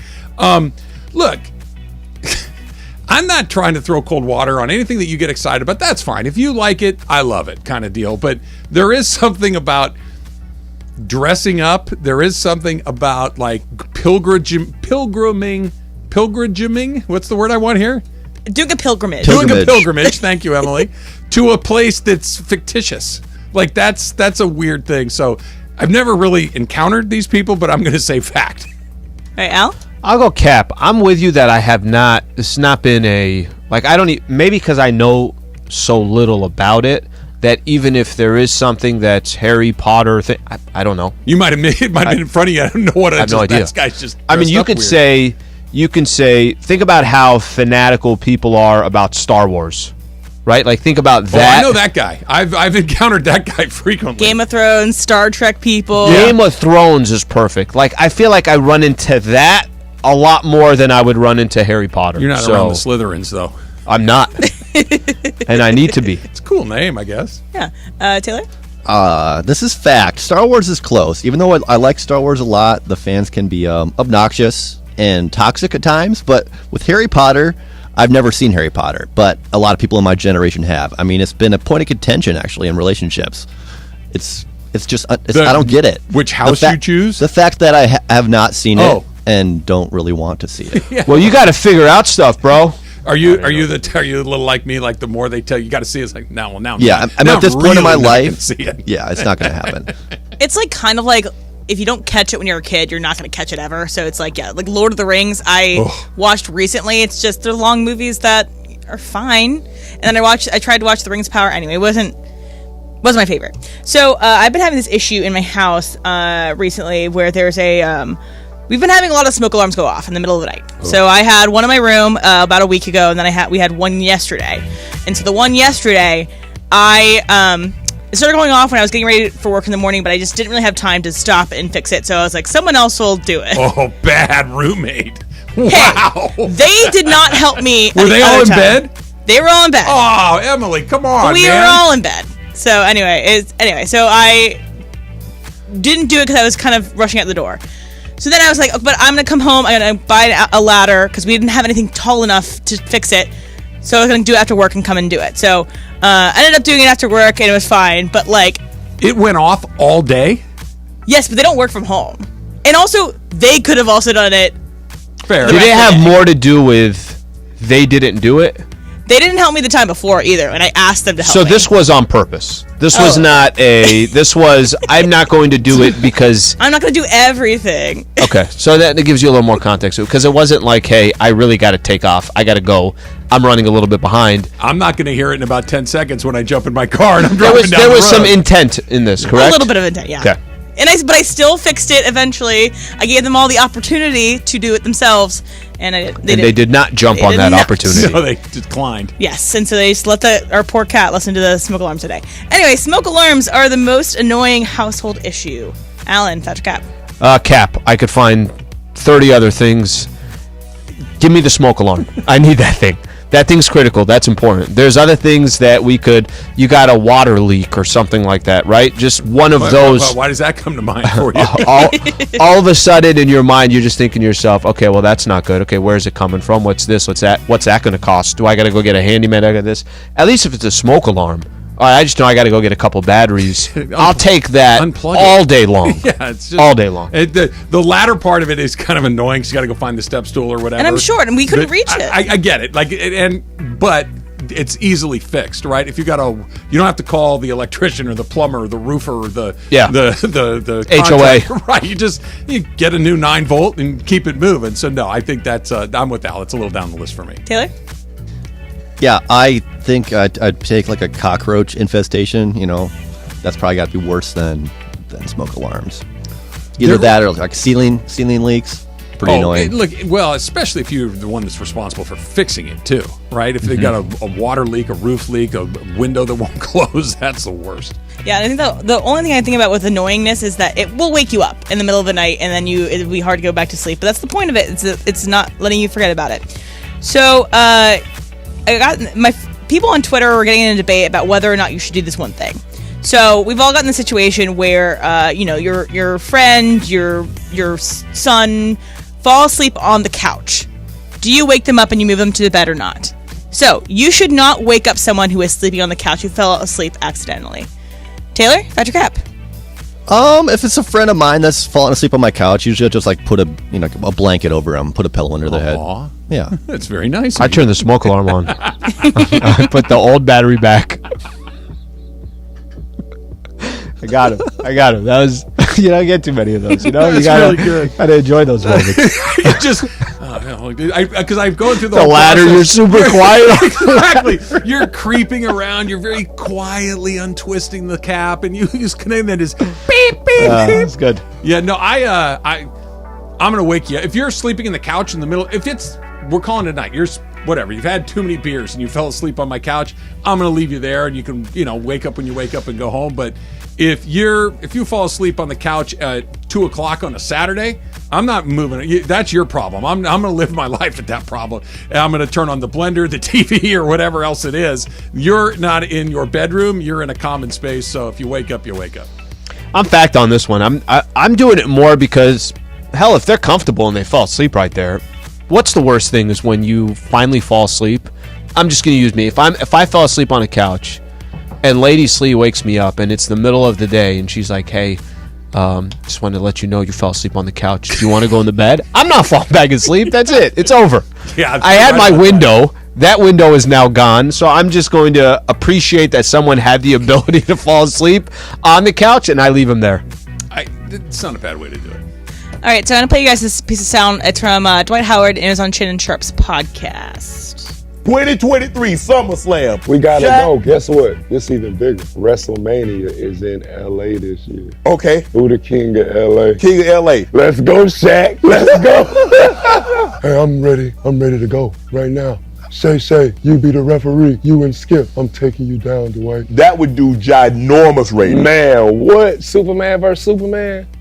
All right, so if you had to have a King of LA battle, you would have your money on Shaq. Alan, Thatcher Cap. I'll go fact. Here's just a couple issues here. King of LA is a very Dwight's in that to be in that conversation. Dwight, you can't kind of create a title for this. Don't call it King of LA. Yeah, no. Just call it WrestleMania, NBA, whatever the hell you want to call it. I don't like that. I think Shaq in any situation like that, because he is one of the best, you can call it actors. Yep. He's so Performer. loved, performers, entertainment.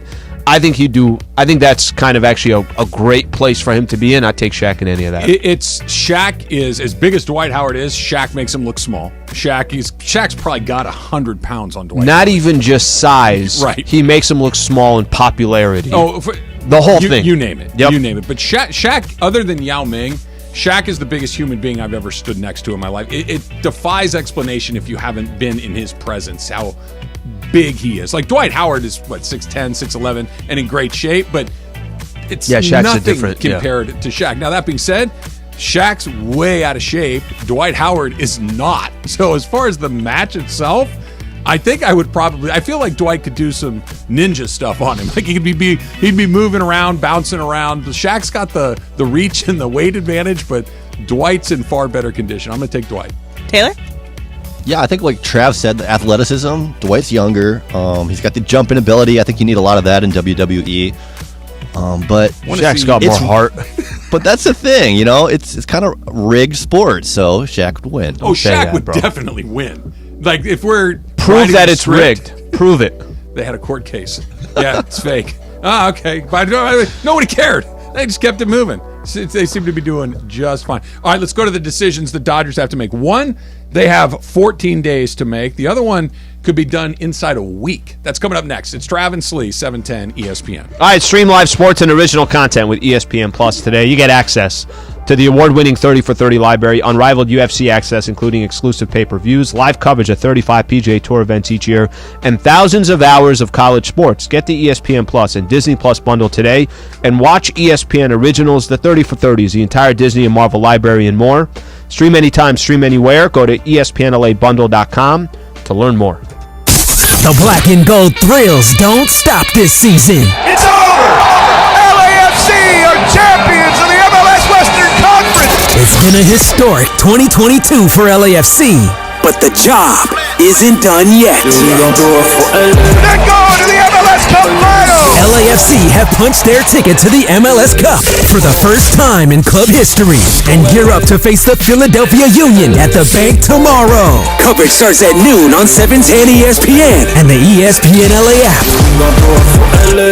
Hey, Rams fans. If you're ever hurt in an accident and results matter to you, call Sweet James Accident. ESPNLA app. In fact, let's go down to the locker room and get a little help. What's up, Rams fans? This is Matthew Stafford. React to the Rams on the new ESPNLA app. This is Cooper Kupp of the Los Angeles Rams. Listen to all your Rams talk on the ESPNLA app. You are just one tap away from Rams All Access. Travis and Slee, Mason and Ireland, and Sedano and Cap. Download it now on the App Store or Google Play.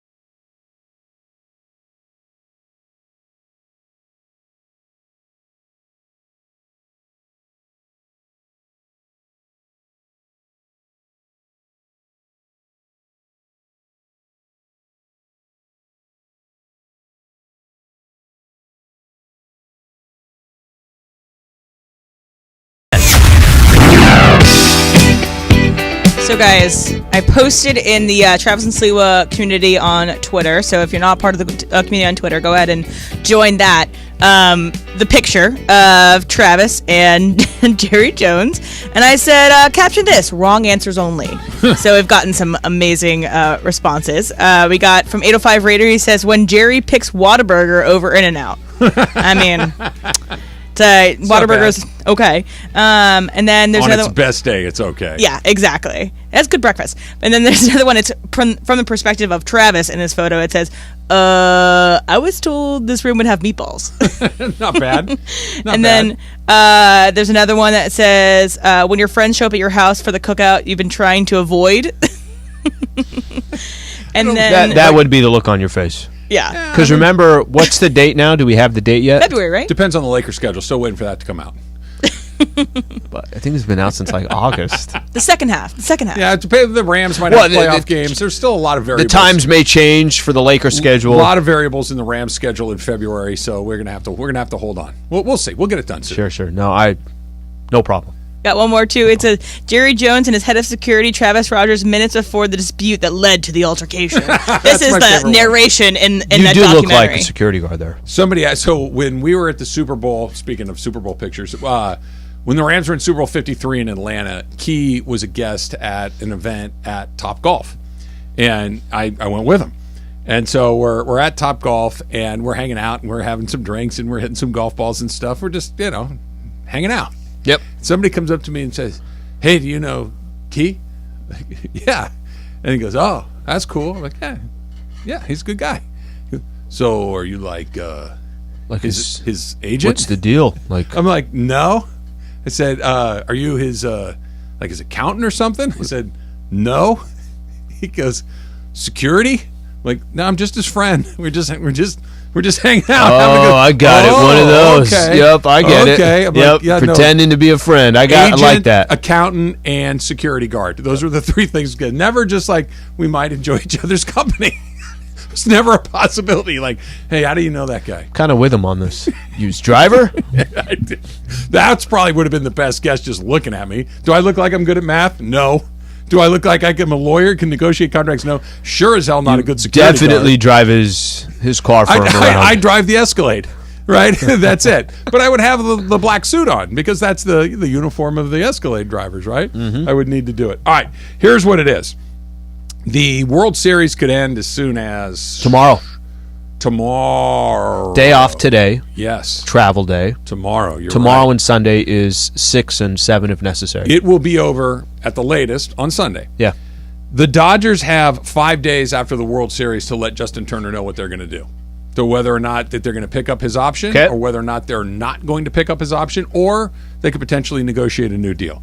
Cody Bellinger, they have to let him know by November 18th whether they are going to sign him to a new deal, whether they're going to basically say, you know what, I think we're done with this. He would become a free agent at that point. He could go whatever he wants. Did you see Bellinger's, that graphic yesterday during the game? I don't think so. Maybe it was after the game. Oh, you know what it was? I think it was Scott Van Pelt doing his show. And it was showing Jeremy Pena, who's an absolute... He's on fire. Freaking baller. Yep. And it was showing Cody Bellinger. And that what they were doing, I think, in their rookie years in the postseason. And only Jeremy Pena and Cody Bellinger were in this conversation. I'm looking at the photo. I'm like, that's right. Bellinger used to be good. Yeah, it's been a minute since he was a rookie. This is his last year of arbitration eligible. So they can trade him, they can sign him, and it would cost about $20 million is about what the number would be for him. Or they could just say, you know what, you're good. You can become a free agent, and he can go sign with whatever team he wants. Trey Turner is up in the air. Clayton Kershaw feels like he's coming back, but there's always the possibility that he could not. He said that first interview after they lost to the Padres, most likely he would come back. So I'm with you. I'd be surprised if he didn't. These are big. Justin Turner, Cody Bellinger, Trey Turner. Yep. These are big names. All or some of them could go somewhere else. There are big names available. There's Jacob deGrom. There's Carlos Correa. There's Aaron Judge. There's Edwin Diaz. There are other big name guys out there. And it's weird. You don't have to do all or one or the other, but just thinking this team that won 111 games could look really different a year from now. Really different. Or do you have that moment say, listen, wildly disappointing conclusion. However, We won 111 games. Do not reinvent the wheel here. We won 111 games because these are big names that could potentially be gone, and sooner than later. So right out the gate, I mean, if I said, hey, 2 of those 4 guys got to go, who's going?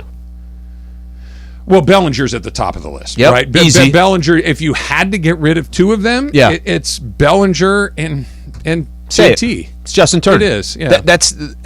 I'm not, when I say they're easy ones, as in just the value of what you think they bring to the table. Yeah. Cody Bellinger hasn't hit in 2+ years, so like that conversation's always interesting. I get how great he is defensively. You can't pay $20 million because a guy can catch fly balls. No, go find a guy then that can. I mean, you can do that at a lot cheaper of a price. Something's missing, Trav. I don't know what to tell you, buddy. No question. But something's missing. Even though you can kind of sit back and tell yourself, what are you, an idiot? They won 111 games. They won 111 games. Why would you make changes? 4th most ever for in a the team National that won League. 111 games. Right. I think it's okay to kind of look at their situation and say, no, it's okay to make some changes. Listen, is Mookie leaving? No, he's not going anywhere. Is Freddie Freeman go anywhere? No, he's not going anywhere. Is Julio not going anywhere? I mean, you got a core of players that you can rely on night in and night out that are going to be there. It's okay to make some changes. That 111, I think you walked into the postseason. We were talking about this morning. You make a dish, you make some food, and you take a taste, right? You grab a spoon or whatever it is, and you taste Stick it. your finger in it if you're Michael Thompson. Stick a finger in it. You taste whatever it is, and you instantly say, it's okay, but something's missing. Yeah, salt. Something is missing. It's always salt. Is that not the Dodgers? Doesn't it feel like something's missing? Oh, for sure. And I don't know if anything's going to change. They could walk into next season, win 101 games, and then go win a World Series. So, yes, something is missing. For sure. For sure, there's an element of something you need to win baseball games in the postseason that they don't have.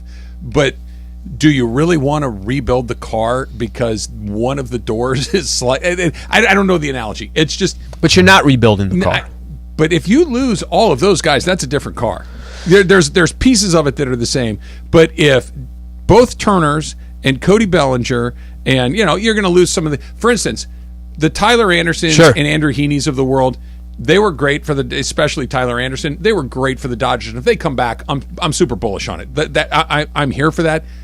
I have complete and total faith that Andrew Friedman can find another Tyler Anderson. I completely trust him to do that because they've done. I would rather bring Tyler Anderson back than go try to find a Tyler Anderson. Well, no. See, here's the rub though. If Tyler Anderson's going to cost you more, he just proved I just won 16 games. You got to pay me for this. Last year he wasn't. He was a guy that had been they're really good at the economics of finding guys that they know will be better with them. Yancy Almani is another perfect example. He was nothing. Yeah, bring him over here. The problem, he's borderline all-star. Can I just say the problem with that is, I get what you're saying that no, they have a track record of developing a guy or taking him from a team that he wasn't that successful. Tyler Anderson was a huge piece to the Dodgers this year. Yeah, but I'm not paying him. Walker Buehler, okay, out. Yeah. You had how many different? I'm trying to think here. We're trying to think of different starters that you thought you were going to rely on during the season. Bauer, Buehler. I mean, there were a handful. Gonsolin left. Gonsolin left. With a couple months left. Kershaw missed. He was one of the few consistents all season long. Yeah, but they can find another one of those.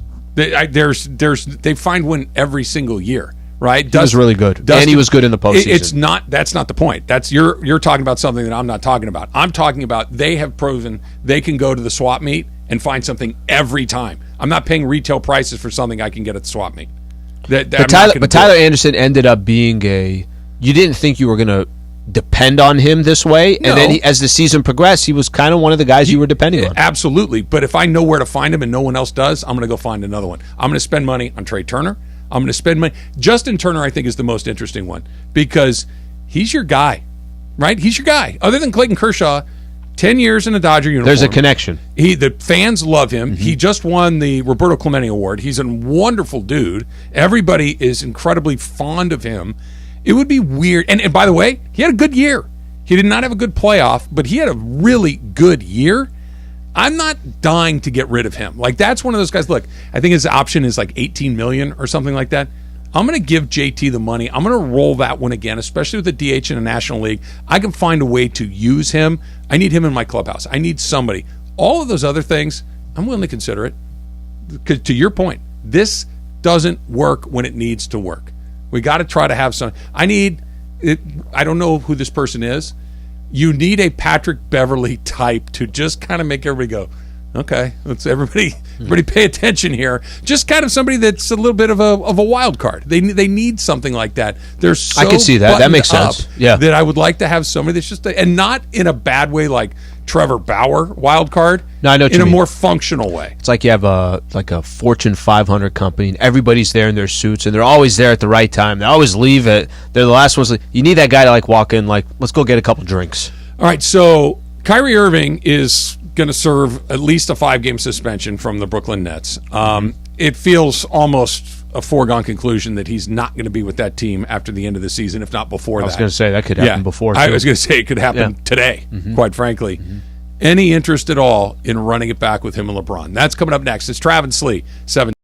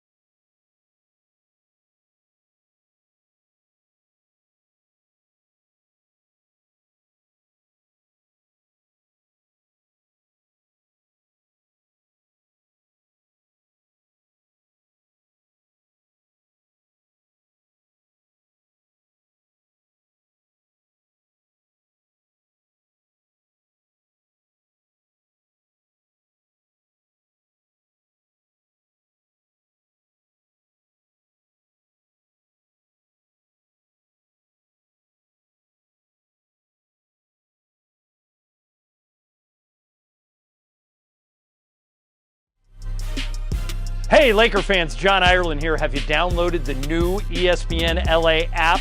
You got to get this thing. It's great. You can get Travis and Sliwa, Mason and Ireland, Sedano and Cap, and all of our Lakers talk with Slee right in the palm of your hand. You're just one tap away from everything Lakers. You could even win Lakers tickets. React to the Lakers on ESPNLA app. Download the new ESPNLA app in the App Store or on Google Play.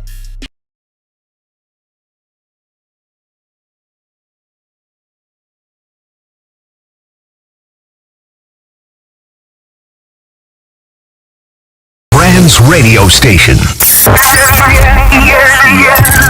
And here we go. Travis Rogers, Alan Sliwa. Travis and Sliwa is on for your Friday. We're here each weekday, 10 a.m. to 1 p.m. We begin 9 hours of LA sports talk all day long. It is a black and gold Friday. We are getting pumped for LAFC tomorrow, going for the MLS Cup final. LAFC are champions of the MLS Western Conference. They're going to the MLS Cup final. 1 p.m. is kickoff at Banc of California Stadium against Philadelphia Union. You can watch the match on Fox or Univision. Of course, we are your home for LAFC. So our coverage begins at noon tomorrow on 710 and on the all-new ESPNLA app. Let's go black and gold. Hi, this is Carlos Vela of your LAFC. The black and gold on ESPNLA. Meanwhile, we get ready for Lakers Jazz tonight. Coverage begins at 6 p.m. with Sliwa. Lakers going for their third straight win. Sliwa will get you ready for all of that. Plus, yes, the Rams are playing Sunday against the Bucs. And Travis hosts Rams pre-post and half. So we've got that too. What a loaded Friday. It's a feel-good Friday. Let's get to it. Travis and Sliwa, your Friday right now. I don't know if this is going to make you feel any better or worse. So I took the picture that we've been talking about for a good chunk of the day today. Alex, security guard here in the building that we worked at, stopped me this morning and said, hey, have you ever met Jerry Jones? And I stopped and I thought for a second and I said, yeah, once, like 20 years ago. And he picks out his phone and goes, is this you? I was there. And it was a picture of me and Jerry Jones at a party at the Houston Super Bowl a million years ago. I'd never seen the picture before in my life. Showed everybody here in the building, like, hey, look at this. It's me 20 years ago. Yep. And you were completely disinterested. Emily, Taylor, Greg, and everybody else was They fired lost up, it. Yep, but they lost it. You were like, yeah, cool. Hey, Parker, what's up with your Laker hat? Like, you immediately moved on. This, I don't know if this makes you feel better or worse. Okay. I sent the picture to my kids, just with no context. Just sent the picture. They went like what? Like Jerry, like they were just looking. They didn't even see me in the background. They never even noticed that their father was in the picture with this very famous man. They just went like, what? And I had to write back. I'm like, look at the picture more carefully. And they're like, whoa! Did they get excited about that once you gave Once them? they realized I was in it, they had multiple follow-up questions. No, I don't know how that makes you feel. I feel fine. I feel fine. That's the best part. I feel fine. You will not give. You had not given it a second thought until I just brought it up again right there. Nor will you give it a thought like driving home today, tonight, this is why. Tomorrow. Because now you're asking for it. Now you're like, I want you to care more. You SOB care more. Wrong. I love how little you. This is where I get the bits that I couldn't get out of the room fast enough when you didn't follow up. Because I was afraid that at some point, like the normal human interaction of, yeah, that is a weird picture. Where did that come from? Might start to bubble up. I had to run out. I had one. It wasn't a question. It was more of like a comment. Like, you know what that reminds me of? When we had Mexican food in the back, and you're lurking behind me in that photo.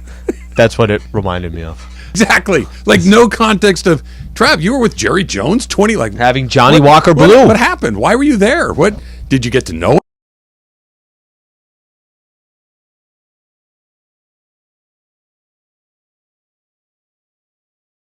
I love it. I hope that we get. I'd like one of those every week, quite frankly. I think. And by the way, we kind of get one. If we're being honest with each other, we kind of get one of those moments where you're just, yeah, I don't.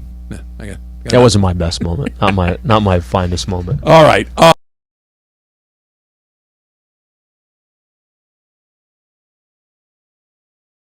It's confusing. He is frustrating. He is not a great teammate. He is not a particularly warm and fuzzy individual. This is not what he is. I don't even want to relitigate his entire resume of weird things that he's done, but he was promoting a movie that has a number of falsehoods in it, is anti-Semitic, and given an opportunity to kind of say, hey, man, I made a huge mistake. Yep. He didn't take that opportunity. He obfuscated, he qualified, he did all the things, and then the league, Adam Silver went, yeah, that was a huge miss. He shouldn't have done that. The Nets turned around, suspended him for 5 games. The entire sports world's talking about how he just basically refused to admit that he'd made a giant error. And then shortly after that, he kind of at least went a little bit further than he had originally. Mm-hmm. He's going to be gone from Brooklyn starting today to the end of the season. His future with that team feels like it's come to a conclusion. He's still a pretty good basketball player. He has a history of success with LeBron James. Yeah.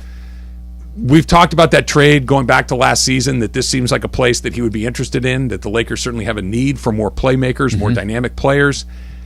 Has he crossed the threshold of being so toxic and so deeply unlikable that you don't want it to happen anymore? Laker fans don't want it, because we were talking about it with Ireland and Mason the other day. Like, you want him over Russ? No, I'd rather have Russ. I do not want that guy on a team that I root for, because whatever is going to happen next, and it'll be something, I don't want it to happen on my team. And I really don't want something like just happen to happen to my team. So let me be first to say, in the summer, when, remember those conversations, KD wanted out, and then there was conversation that Lakers maybe could potentially grab Kyrie from the Brooklyn Nets for some draft compensation for Russell Westbrook. But it all was predicated on KD has to get traded first before that happens. Right. I had my hand up saying, bring Kyrie over. Just full stop here.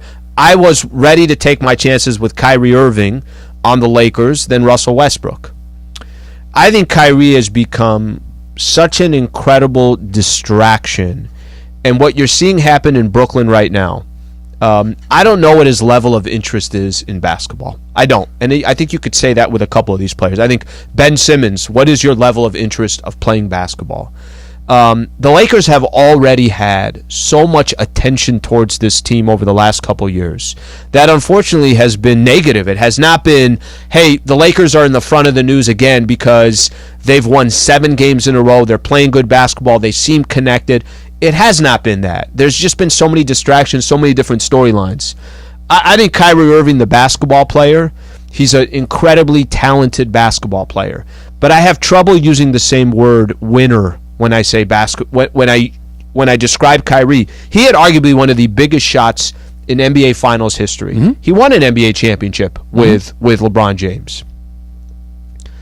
I think he would be such a headache that I don't think this organization needs. I don't think this organization wants. I think this organization has already dealt with some ups and downs over the last year or so. Do you want more of that? I just want to see good basketball, and I want it to be about basketball. So to answer your question here, he ends up leaving the Brooklyn Nets. Let's say he plays out the rest of his year, and then he's an unrestricted free agent, and the Lakers can go sign him. I don't want to see Kyrie around the Lakers. No, I just don't. No, he's gone past for many reasons. For all of the reasons. Look, let's say he was still at his very best as a player, which he's still good, but he's not the guy he was in Cleveland a few years ago. He's not a winner. He's not. It's not like you have this history with him saying, remember when he went to Boston and they did this? Remember when he went to Brooklyn and they did that? No, it's the opposite. Pre-LeBron in Cleveland, they were terrible. Mm-hmm. They were better in Boston after he left, and this Nets thing has been a debacle. Yep. It's been absolutely terrible. Add in the fact that he is about as toxic a sports personality as we have across the board right now, right? We go through it. We're talking about Antonio Brown for a long time. You're talking about this guy or that guy, that just people that are constantly in the news for all the wrong reasons. He's at the top of the pyramid right now. He is absolutely that guy.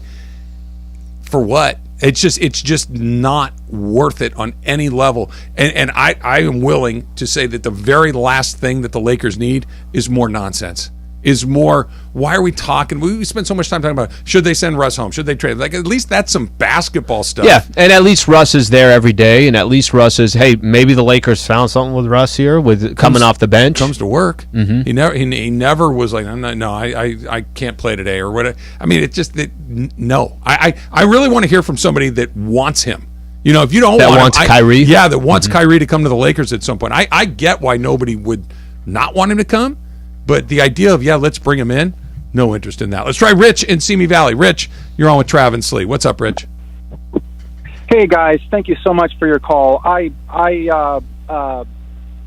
absolutely echo everything you just said about Kyrie. And another thing, too, is he's been injury prone as well. So add everything that you said and injury prone. I would never, under any circumstances, want him with the Lakers. I wouldn't root for him. It would be so hard to watch a game. Also, too, if it's okay, I'd like to mention about, you were talking about the Dodgers, and they need kind of like a Pat Beverly type of guy. Sure. And I don't know if you remember, I called the day after they lost, the Monday after they lost, and I said we have a team full of nice guys. We need some aggression. We need some guys that are kind of jerks or something like that. And later in the day, during Super Crosstalk, Mace said basically what I was trying to say. He said it better. Where was the chippiness? Where was the competitiveness? And I think that was what I was trying to communicate. What if they write? What if they write on a sheet of paper competitiveness? Because they have everything already written out. Maybe be competitive starting October 1st. Maybe that will help them. Super fun season. Thanks for the call, Rich. Baseball is not football, right? Okay. You cannot get hyped in the locker room and come out of the locker room and run onto the field and smash someone in the mouth. It doesn't work like that, right? It's not basketball where I need LeBron James to come out and be aggressive, and that means he's going to take 10 shots in the first quarter. Yeah. Right? AD, get to the free throw. Yeah, right. yeah, It's I can't hit until it's my turn to hit. I can't, and Mookie's in right field. If the ball's hit to third base, I can't run over there and say, I'm going to do it today. It's a different approach to the sport, right? If the game comes to you, you can't force the game. Why is Mookie behind Trey Turner? Right. He's just running around like crazy. But there is this thing, like you're talking about, they're like a meal that just, it's good, but it's not exactly what I want it to be. This is a long time ago, but I'll use it as an example because I watch the Dodger channel a lot. Kirk Gibson showing up to that team in 1988, and Jesse Orosco eye-blacked his hat, right? And it was in spring training. Everybody's goofing around having spring training, and Kirk Gibson is perpetually grumpy, so I'm going to put the eye black in his hat, and we'll all have a good laugh. Gibson nearly killed Orosco. Like, had Orosco not literally gone and hidden, Gibson would have torn him limb for limb. Like, he's not doing that. I'm not here to do that. I'm not here to have a good time with you guys. I'm here to win baseball games. Then he's going out there and he's sliding and knocking guys. Full Kirk Gibson. I don't know if there is one of those out there. Is that a player, or is that just how the Dodgers are? Like, think about the way the Dodgers put together their roster. Think about how the Dodgers are from top, right? From the top, from the front office perspective all the way down. Are they that? We were talking about earlier that Darvin Ham has a certain personality. Presence. But who he is, you're going to kind of see some of that on the basketball floor. Are the Dodgers what you're describing right here? I really do feel like when I think of the Dodgers, I think of a suit, I think a tie, I think I'm shaving every single morning. Like, I think of them as a Fortune 500 company. They're country club. There's a little bit of country club element. There's not a lot of pickup feeling to it. It's far more reserved and professional and just let's be temperate. Like, there's no wildness to it. There's no more this. If a player comes in and wants to be more like you're looking for, or do they just fall in line with how the Dodgers are run and just kind of become that player of what the Dodgers represent? Well, it's like, will they let him? And Bauer's a bad example because that's a different thing altogether. Yeah. Puig never really and they got rid of him. Yeah. And because they were like, dude, you can't be late. Like, all of these things, but Puig was kind of unpredictable. Wasn't good enough to kind of make a difference, unfortunately. You could say like a Machado or something like that, right? That's a little more what it is. A guy will start a fight. A guy will say something that's provocative. They need something like that. I don't know exactly who it is, but call Kirk Gibson. Ask him who he'd recommend. Who's you in the year 2022? Because they need a dude like that. 877-710-ESPN. That is the phone number. Darvin Ham, you mentioned it a second ago. He's already put his fingerprints all over this team, and I love it. That's coming up next. It's Travis Lee, 710 ESPN. Football season's under.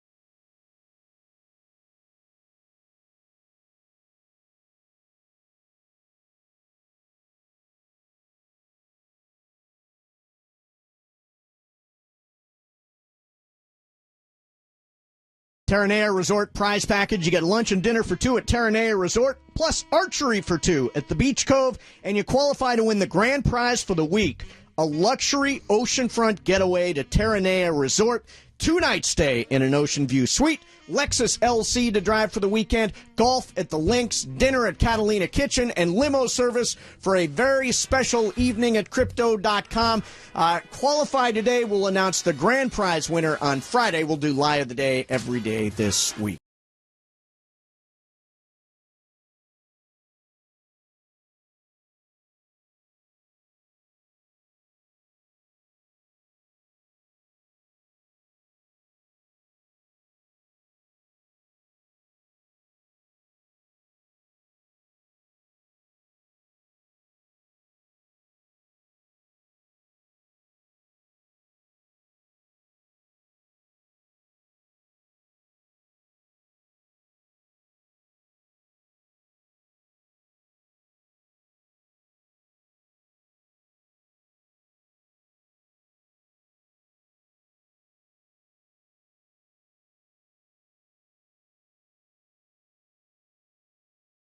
MLS Cup final coverage begins at noon right here on 710 and the all-new ESPNLA app. We call it a Black and Gold Friday because we're getting pumped for LAFC, yo. Travis and Sliwa continues right now. Is the game on Sunday, your Laker game, a home game? Home game. Lakers, Cavs. Okay. Good game, by the way. Cleveland's a pretty decent team. They were okay last season, made the playoffs. Now they go get Donovan Mitchell, so that's a good team. I'll get to see you in your suit on Sunday because I'll be in here nice and cash. The Rams are on the road. The road game. You got the road game. Kick me out of the main studio. We'll be here in the studio. I'll have my shorts, my hoodie, probably flip-flops because it's a Sunday. Just you'll be suited up. No, I'm going to. No? I'll have my suit on, and then when I come here for post game, I'm going to go to the restroom. I'm going to put shorts on and a T-shirt and flip-flops and just Tank say, top. I've been hanging out too. I don't know about you. I have a Bynum jersey on. There you go. Perfect. I should get a Rams jersey. Who should I get? I think it's got to be Aaron Donald, right? No, you got to get Kupp. You can get Donald. I feel like Donald's you're not going wrong going Donald. Donald's going to be in the Hall of Fame. I feel like 20 years from now that would still feel appropriate. Kupp. Matthew Stafford. Kupp primarily because get an Akers. Get an Akers jersey. Okay, there. By the way, this is no guarantees playing this weekend. Did you see that? Yeah, like this whole thing is so fluid. Like Sean McVay's like soap opera. Yeah, we'll see. Let me be crystal clear. Taylor, get that cut from Cam Akers again. Ready, please. I'm 1,000% speculating here. I would be willing to at least place a small wager that Sean McVay heard this and like, oh hell no. I never asked to not be a part of the team. I never asked to not play. I never asked to not practice. So that was Sean's decision. I don't know whose it was. It wasn't mine. Okay. If I'm now we're going back. It's two egos just going. You're not wrong. Both of you just going to win. No. Not both of you. He's the head coach. I get he's the head coach. He's the head coach. I understand. He does not need to fall in line. That guy needs to fall Think in about line. Cam Akers for the last couple of weeks. What was it? Yeah, you're basically not playing for this team ever again. Hey, we didn't get a chance to trade you at the trade deadline. We didn't see there was enough value out there. We're not going to cut you, and we really need you. Can you just come back in? And by the way, the answer should be yes, because what is your other option? I'd be happy to come back in and play. Hey, what happened? You know what? I'm just happy to be back here. Hey, I don't know, man. Hey, was it Sean's decision? Well, I don't know whose decision. It wasn't mine. Like, dude, what the reason you got sent home in the first place was because this thing blew up. Who cares? I'm back. I'm playing this weekend. I'm ready to play. I just want to play football. Here's what he doesn't get. This is what he doesn't get. It puts Sean McVay in an impossible situation. You can't put me on blast like that.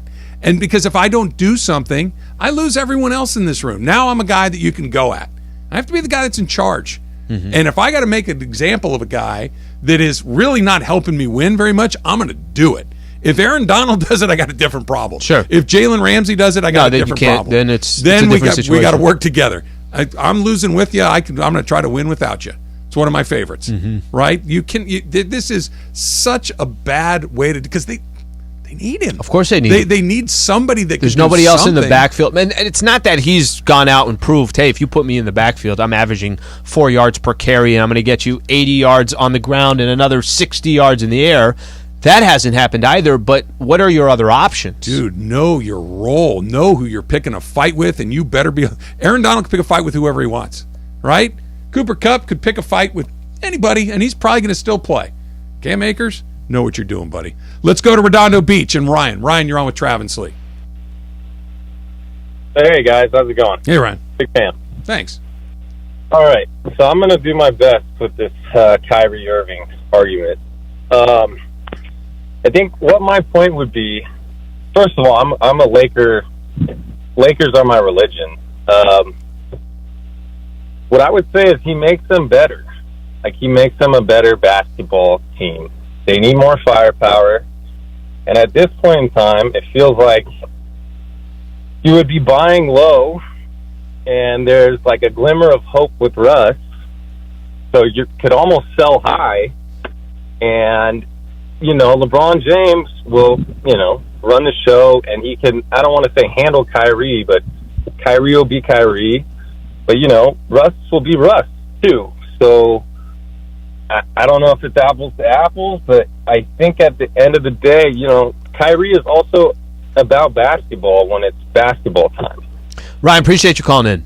By the way, he's not the only one, so I'll read off a couple tweets here. Adrian on Twitter, bring me Kyrie. Let's get back to championship contention, especially if you can get him below the max. Lakers show, baby. Yeah, give me Kyrie to the Lakers. Not justifying what he did, but from a basketball standpoint, I'll take him. Also, there's people doing worse things in the league. Okay, let me kind of answer. Let me just do the basketball part. Let me just stay with the basketball part for a quick second here. I actually don't think he makes you better. I don't. I think he brings enough drama everywhere that he's gone. And the last thing that the Lakers need at this point, we're not even talking about this year. We're talking about in general, if Kyrie's contract ends and then next season that you could sign him, and you could sign him maybe at a discount, which probably would be the case. Tell me what he's done in the past couple of years to make you think this is a team guy, this is a guy that understands how to play with stars, this is a guy that will play unselfish basketball. Tell me what he's shown you from that perspective, that he's not a distraction. Tell me, because I don't really see it. Now, I'm going to go back to this. Over the summer when the Lakers were trying to figure out what to do with Russ, and there was a conversation there that if KD gets traded, Russ can come, or Kyrie can come to the Lakers, I was willing to take that chance because the situation the Lakers were in. I don't think I'm taking that chance now. Just that simple. He's not the guy that he was when he was with LeBron in Cleveland a few years ago. Can Bron make him that? No, he's an older person. He's a richer person. He's a different guy. We're all different 5 years after the fact. We've been here, wherever it might be. And I don't like this word because I think it minimizes the toxicity that he brings with him. But his antics, right, and it's more than antics. His antics are not worth the trouble. He doesn't play a lot, first of all. He finds one reason or another not to play. His commentary is constantly a source of conversation, and it's never about basketball. It's always about something else. And he's a good player, but he's gotten to that point. And this is not just Slee or Trav or anybody else. People that cover this league, that talk to general managers, that talk to head coaches, talk to scouts, the tone on him has changed dramatically over the last year. It used to be like, look, he's kind of a weird guy. He's kind of on his own program. He's over there, but I'm telling you, he's so good, there's always going to be a place for him. In the last few months, that's changed. You listen around the people, not just you and me. People around the league is like, listen, man, this guy, I don't think so anymore. Like, I can't bring him into my building. I can't put him on my team. That he's gone to that point where it's like Antonio Brown. Everybody keeps giving him a chance until they're like, we're just done here. Mm-hmm. And he's approaching running off the court with his shirt off, in the Antonio Brown goodbye. He's getting close to that. Antonio Brown can still play football, but eventually you get to the point it's like, it's just not worth it. It's just not worth it. And when he does it to Tom, it's just not worth it, and I think he's at that point. When people say, hey, you know what? Whatever he's done. I'm just trying to win. Lakers just trying to... I get that. By the way, there's a lot of people from a sports perspective, they say to themselves, is it help my squad win? And that's all they're paying attention to. I think he's such a distraction. I think he would hurt the Lakers. So simple as that. He would hurt any team, and the Lakers might have less tolerance for distraction than anybody. What has to happen between now and by the time the season ends for a team to line up next summer and give Kyrie a 2-year, 3-year contract? I don't think it's out there.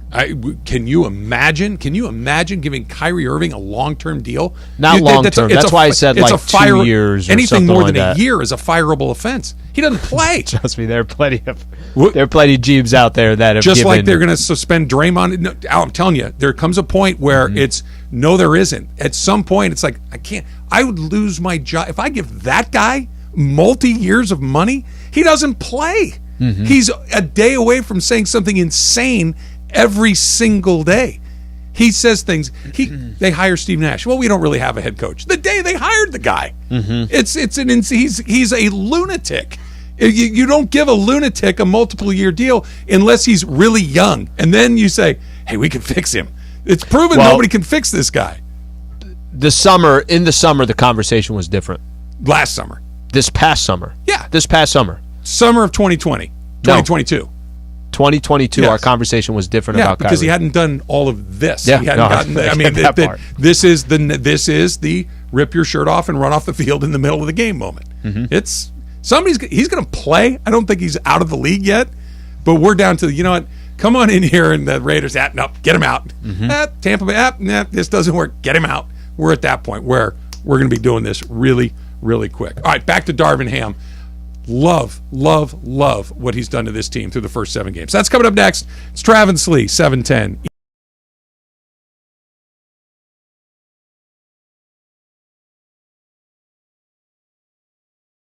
Football fans, want to win $100 for picking 5 games against the spread?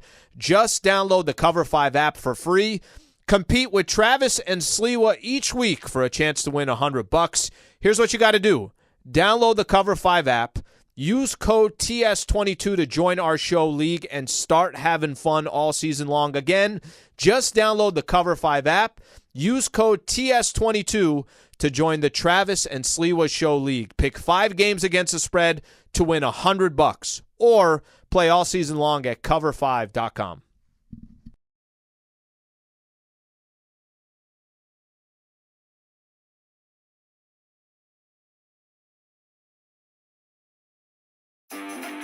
Hey, Rams fans, Travis Rogers here. You have got to get the new ESPNLA app. In fact, let's go down to the locker room and get a little help. What's up, Rams fans? This is Matthew Stafford. React to the Rams on the new ESPNLA app. This is Cooper Kupp of the Los Angeles Rams.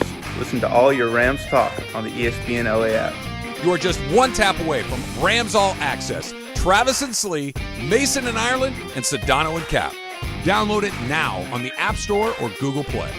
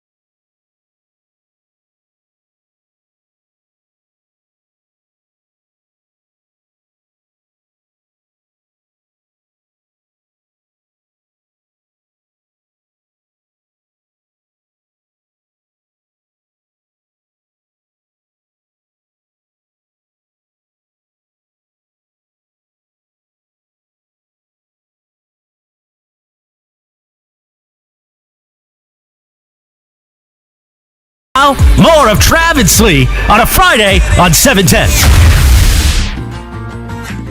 So the Jazz tonight for you, Slee. 7:30 tip? 7:30 tip. Okay, 7:30, so game ends 10? Yeah. Okay. 10:15-ish.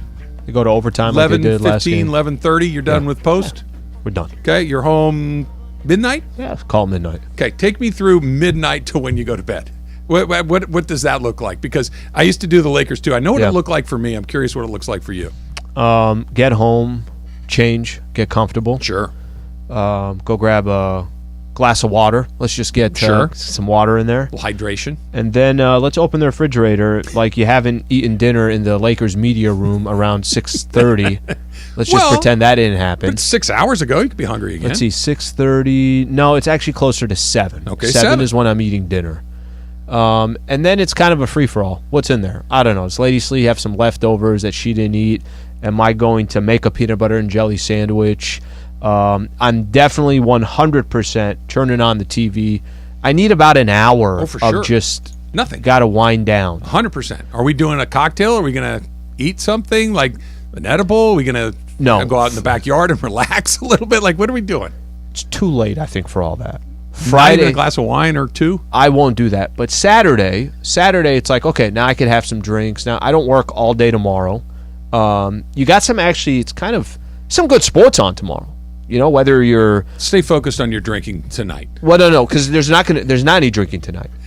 So tomorrow there will be... I mean, I'm not going to drink at midnight. That's I feel like that's a waste of liquor. Well, but like you just said, though, you want to kind of just disengage, right? You just kind of want to turn off your brain for a few minutes. do that with food and... Alcohol, and there's never a bad time to have alcohol. Hammered. I'd rather drink Saturday where I can actually enjoy the drinks, and it's... Yes. That's better than midnight on Friday. See, you're an either-or guy. You're very disciplined. Why not both? A little bit of both. A little bit of both is always a good way to go. Just trying to help. You kind of take all Saturday and just kind of trying to pull you over to the dark side over here. Just you come home at midnight and start hammering them down. Jason in Downey. Jason, you're on with Trav and Slee. What's up, Jason? Hey, guys. So you guys I wanted to comment on the Dodgers, and they need that grit guy. You guys are 100% correct. You know, we love JT, we love Kershaw, we love Mookie. My wife loves Mookie. She says, tell me when he's up to bat because she loves his smile. But we need that grit player, and I have the perfect comp, better than Gibson. This guy was Pat Bev before Pat Bev. This guy, I don't even think he's ever showed any emotion. I've never seen him smile. He was actually a former Dodger. He sacrificed his skull just to break up a double play. We need Chase Utley in the house, guys. That is the ultimate grit player that when he came to the Dodgers, I was really sad. They didn't win a ring for him, but they need to get him in the clubhouse just to show him, hey, guys, I mean business. That's my take on that. Have a great day, gentlemen. You got it, Jason. Chase Utley is the guy that you described. He is, and he's local. Went to UCLA. He was on the Dodgers, like you mentioned. He was kind of the old man in the room that had been through it a lot. He won a World Series in Philadelphia. Chase Utley's a great player. Great player. It can't be a coach though. It can't just be a guy that comes. Needs to be one of your teammates. Needs to be one of those 25 guys that's on the team. He can be in there and be kind of the, I mean this affectionately, kind of the grumpy old man in the room that kind of makes everybody stand up a little straighter and make sure that their blank is in order. Mm-hmm. But I got to have a teammate. When it's a teammate, it's always different. If LeBron James says something to Anthony Davis, it means something different than if it comes from an assistant coach. It just does. It's coming from a teammate. I think your coach can have that impact based on who your coach is, but to an extent, right? Like to an extent. I think your coach can, if you're saying that you love the way Darvin Ham has come off over the first 7 games. Darvin Ham can have that. If Darvin Ham is a grit type of coach, he's a blue collar guy, kind of rolls up his sleeves. I think your team can take on the personality of your coach to an extent. So I think that's what you're referring to is even if your manager was the type of manager that had the grit, had this, all that stuff, but your players, having a couple players that are also like that could take it to another level. Yeah, the coach, baseball is so weird. Like you're with these guys all day, all the time. You're in the clubhouse, you're on the planes, you're in the hotels, you're in the dugout, all of these things. And then you go out there and it's you against, there isn't a special lineup. It's just, I got to go in there and get a hit. I got to have the red ass. No, it is different. It's completely different. It's so individual. There's no, hey, you know what? I'm not really feeling it right now. Trey, will you go bat for me instead? Like, I can pass the ball to you, Slee. If I'm not making shots, I can pass you the ball. Yeah. You're hot. You make the shots. Doesn't work like that. And the emotional transfer, there needs to be like this crackle in the air, this almost level of discomfort that makes everybody go, I don't want to set that guy off. Let's just be like, I don't want him to call me out today because I'm taking it easy. That Kirk Gibson thing, that Chase Utley thing, but it comes from a player. The manager can't always be the guy that's the live wire because guys will tune him out. What happens this weekend? Astros, Phillies. Oh, I already know. Once Chas McCormick made that catch, that was a wrap. Honestly, I did that. Michael and I were watching the game last night. He runs where things just start all going. They got the hit they needed. Real Muto smokes one in the right with center. One out. Bryce Harper coming up next off their best pitcher. That Presley guy's been unhittable. Yeah, yes. Right? By the way, that's a 5-out save yesterday. Yeah, and so he smokes it. You're like, okay, that's off the wall. Now Harper, they're in good. Guy makes an stupid, ridiculous catch. By the way, that hits the wall. It's one of those perfect ones where go anywhere. You see it. It could be inside the park. It's a triple. It's an easy double, a maybe triple. But I say that because you see those moments where it bounces off and it can ricochet anywhere. By the way, I think he already had an inside the park home run at some point. It was the end of the World Series. I truly believe. I hope I'm wrong, but I don't think I am. I would love for the Phillies to come back and win the next two. That they had their shot. They had two innings in a row. Schwarber, rocket. Mancini makes a great play. Real Muto, rocket.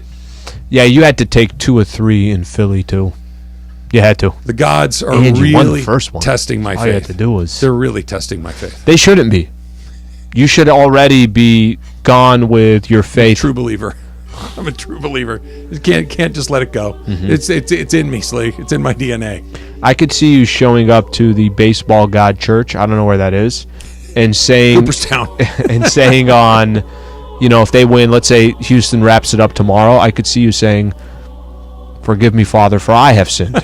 No. That you're not blaming it on the baseball gods. You're saying you must have done something to have the Astros win. Or they could have just been in a bad mood. They could have just watch this. Let's bother him. Could bother all the Dodger fans. That maybe he's making a dark turn. Maybe he's going to the other side. You never know. He's a mysterious God. You'll never ever know what he's up to. Let's try one more here. Let's go to Inglewood and Shadow. Shadow, you're on with Travis Slee. What's up? Good afternoon, gentlemen. Good afternoon. Love your show. Everything is beautiful out here in LA. I wanted to chime in about Kyrie. So Kyrie has always been an issue. We've always known that. But what could be worse than the team that we have? True, we have taken a turning point with our new coach, everybody buying in. But I'm going to side on the side of Kyrie just at this moment. He is one of the best players out there. Let's just think about it. Think about the way he is wired. He is wired totally different. If he comes to the Lakers, then you have big brother LeBron shutting him down because his career is on the line already. You look at this point. He will not let King James will not let anything go down without him co-signing it off. He co-signed. Chad, I'm going to jump in there because we're in a weird spot on the clock. But look, I understand what you're saying, and I think if this were 5 or 10 years ago, then maybe you'd be on to something here. Kyrie Irving he's gone, man. He ain't coming back. He's not letting anybody tell him what to do. LeBron James or anybody else. He had multiple opportunities to try to clean up the mess that he created, and he didn't do it. He's doing what he wants to do, and it's not like LeBron say, "Hey, chill out." Oh, okay, I'll chill out. He's Kyrie Irving, man. Better, worse, a lot worse. He's going to do what he wants. I don't think he's coming back. I don't buy it either. Stat hero of the day. By the way, I want to point this out here because Russ will make his 4th start or non-start off the bench later today. It is Russell Westbrook. So in the 3 games as a starter, 3 games as a reserve, Trav, it's kind of crazy. You compare those 2 numbers. He is flourishing coming off the bench compared to when he was starting.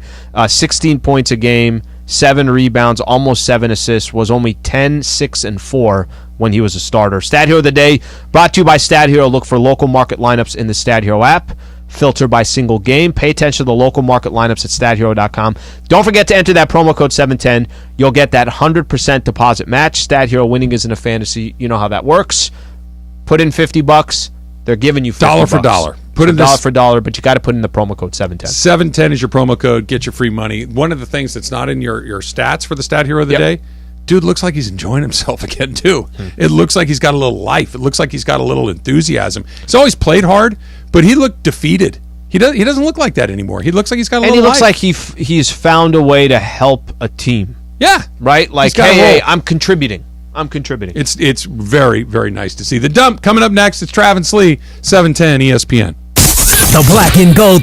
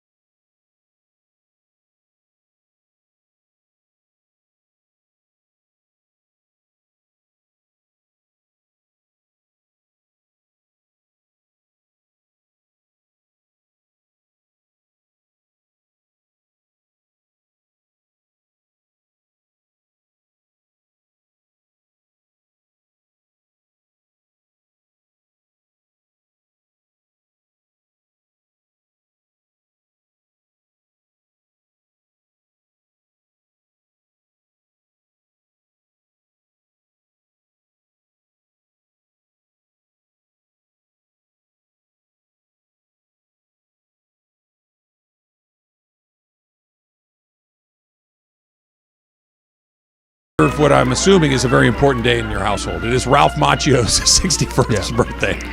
It's big. It's a big day. He's 61? He looks great. He looks really good. Oh, he looks fantastic. He looked 16 when he was 30. That's why he was the Karate Kid.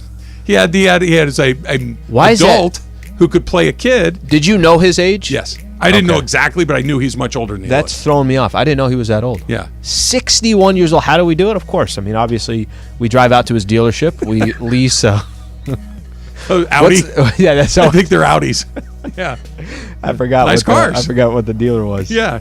Yeah. No, and then we watch a full series of Karate Kid. When he was playing the Karate Kid, he was in his mid-20s and playing a high school student. That kid, he looked like he was 16. He did. He's got that look. He's got that very youthful look. Good for him, 61. This is when, when you're 25 and you look like you're 15, that's probably a bummer. But when you're 61 and you look 35, that's pretty cool. Win. That's when you win. It's full circle. That's a pretty good deal. Life today. comes full circle. Sunday is National Nacho Day. So before you come in to watch the Cavs, you should go, or maybe you can, because it's an afternoon game. Yeah, just knock it out at Crypto over there. Crypto has Poke nachos too from Yard House is pretty good. What nachos? Poke nachos. Oh yeah, those are good. So Crypto has in the media room, and I'm sure you've spent a lot of time here. You got the hot dogs that are sitting there. Mm-hmm. Then you go a little further down, and you have your chips. Yep. With your nacho cheese and then the chili right next to it. Oh, did you get down in that a lot?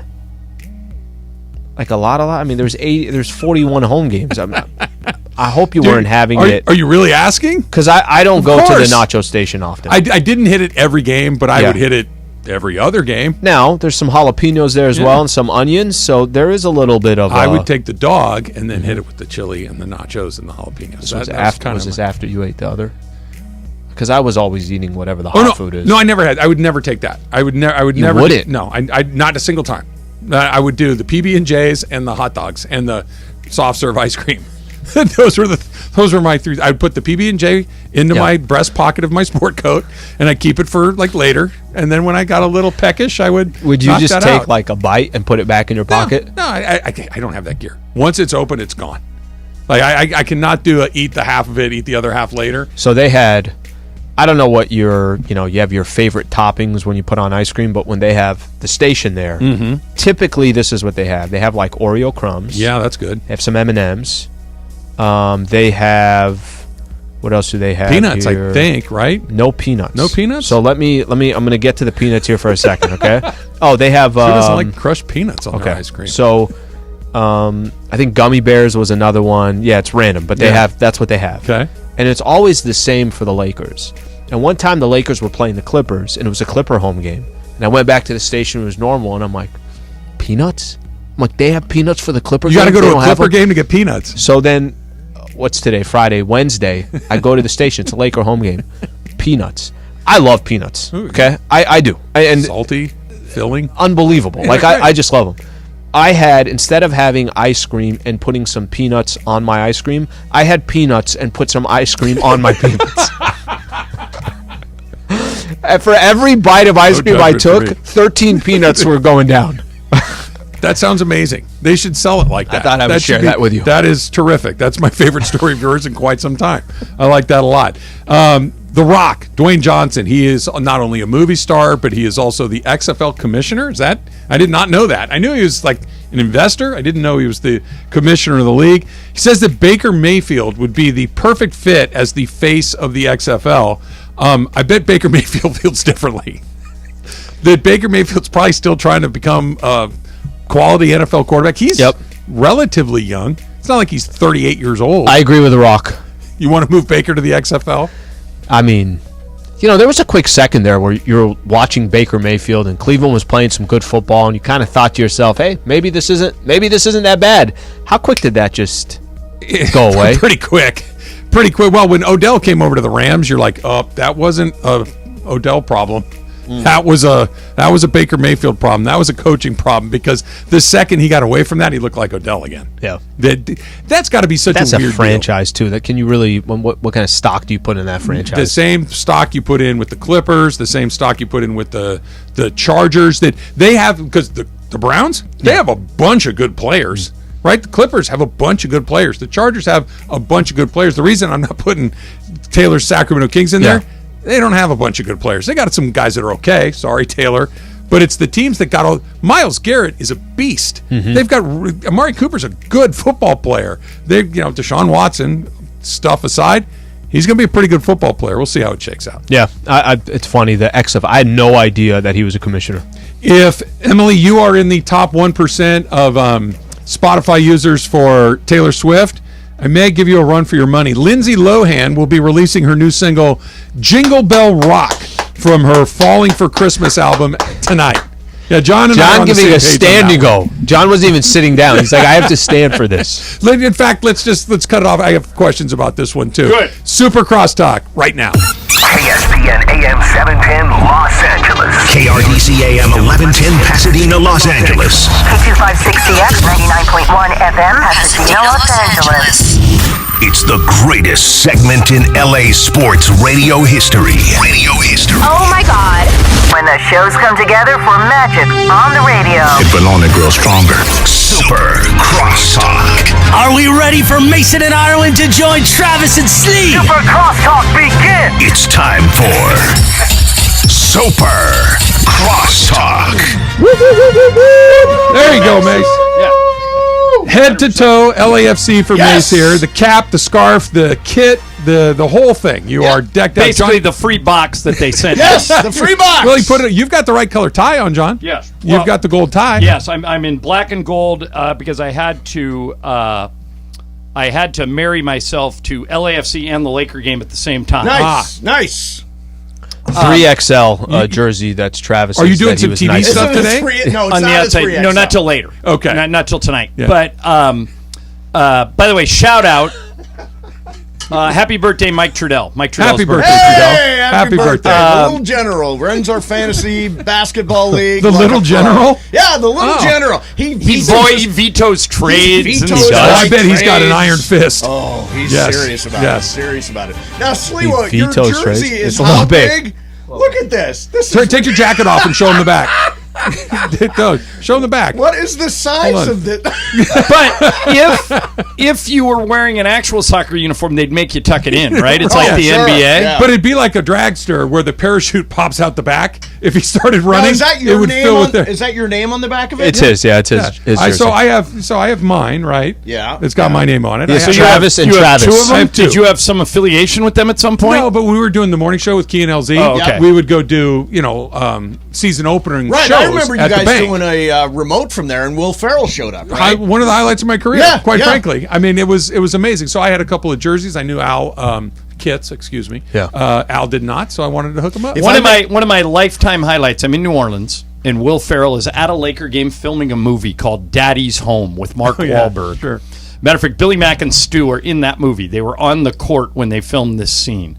Will Ferrell is like trying to get his kids back, and his now ex-wife has run off with Mark Wahlberg, and he goes crazy at a Pelicans game. Okay. And where they give you the shot where you got to shoot from half court to make a shot. He shows up drunk and throws it at a cheerleader, and blah blah. So in downtime, I walked up to him and I go, "Hey, Will, my name is." He goes, "John Ireland."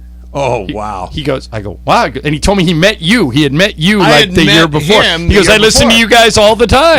Yeah. When I met He Will, goes, matter of fact, did he somehow meet your mom? yeah, met my mom. So this Because he said that to me. He goes, I've already met Mason. I met his mom. Yeah, so when I was when I amazing. was the honorary Falconer at the LAFC, which was a life highlight, was just like crazy cool. Will Ferrell was there, and after the Falcon took off and attacked the target, Will said, "Come on down," and I went to the 3252, and it was really really cool. Yeah, he knew who I was right away, Steve Mason, and we get back and we're walking off the field, and my mom and not stepdad Leo were there, and I introduced Will Ferrell, and Will Ferrell said to my mom, "I've heard you on the radio." My mom was absolutely thrilled by that. Cool. It was really cool. So we were doing the show at the bank a couple years ago, and Key and LZ and I are on the at the podium or the desk. We're doing the show, and we're facing the crowd. And in the back of the room, I see this guy that walks in, and he's tall, and he's maybe 30 or 40 yards away. I'm like, that looks a little like Will Ferrell. And he starts getting closer, and I realize it is Will Ferrell, and we kind of make eye contact with each other across the room.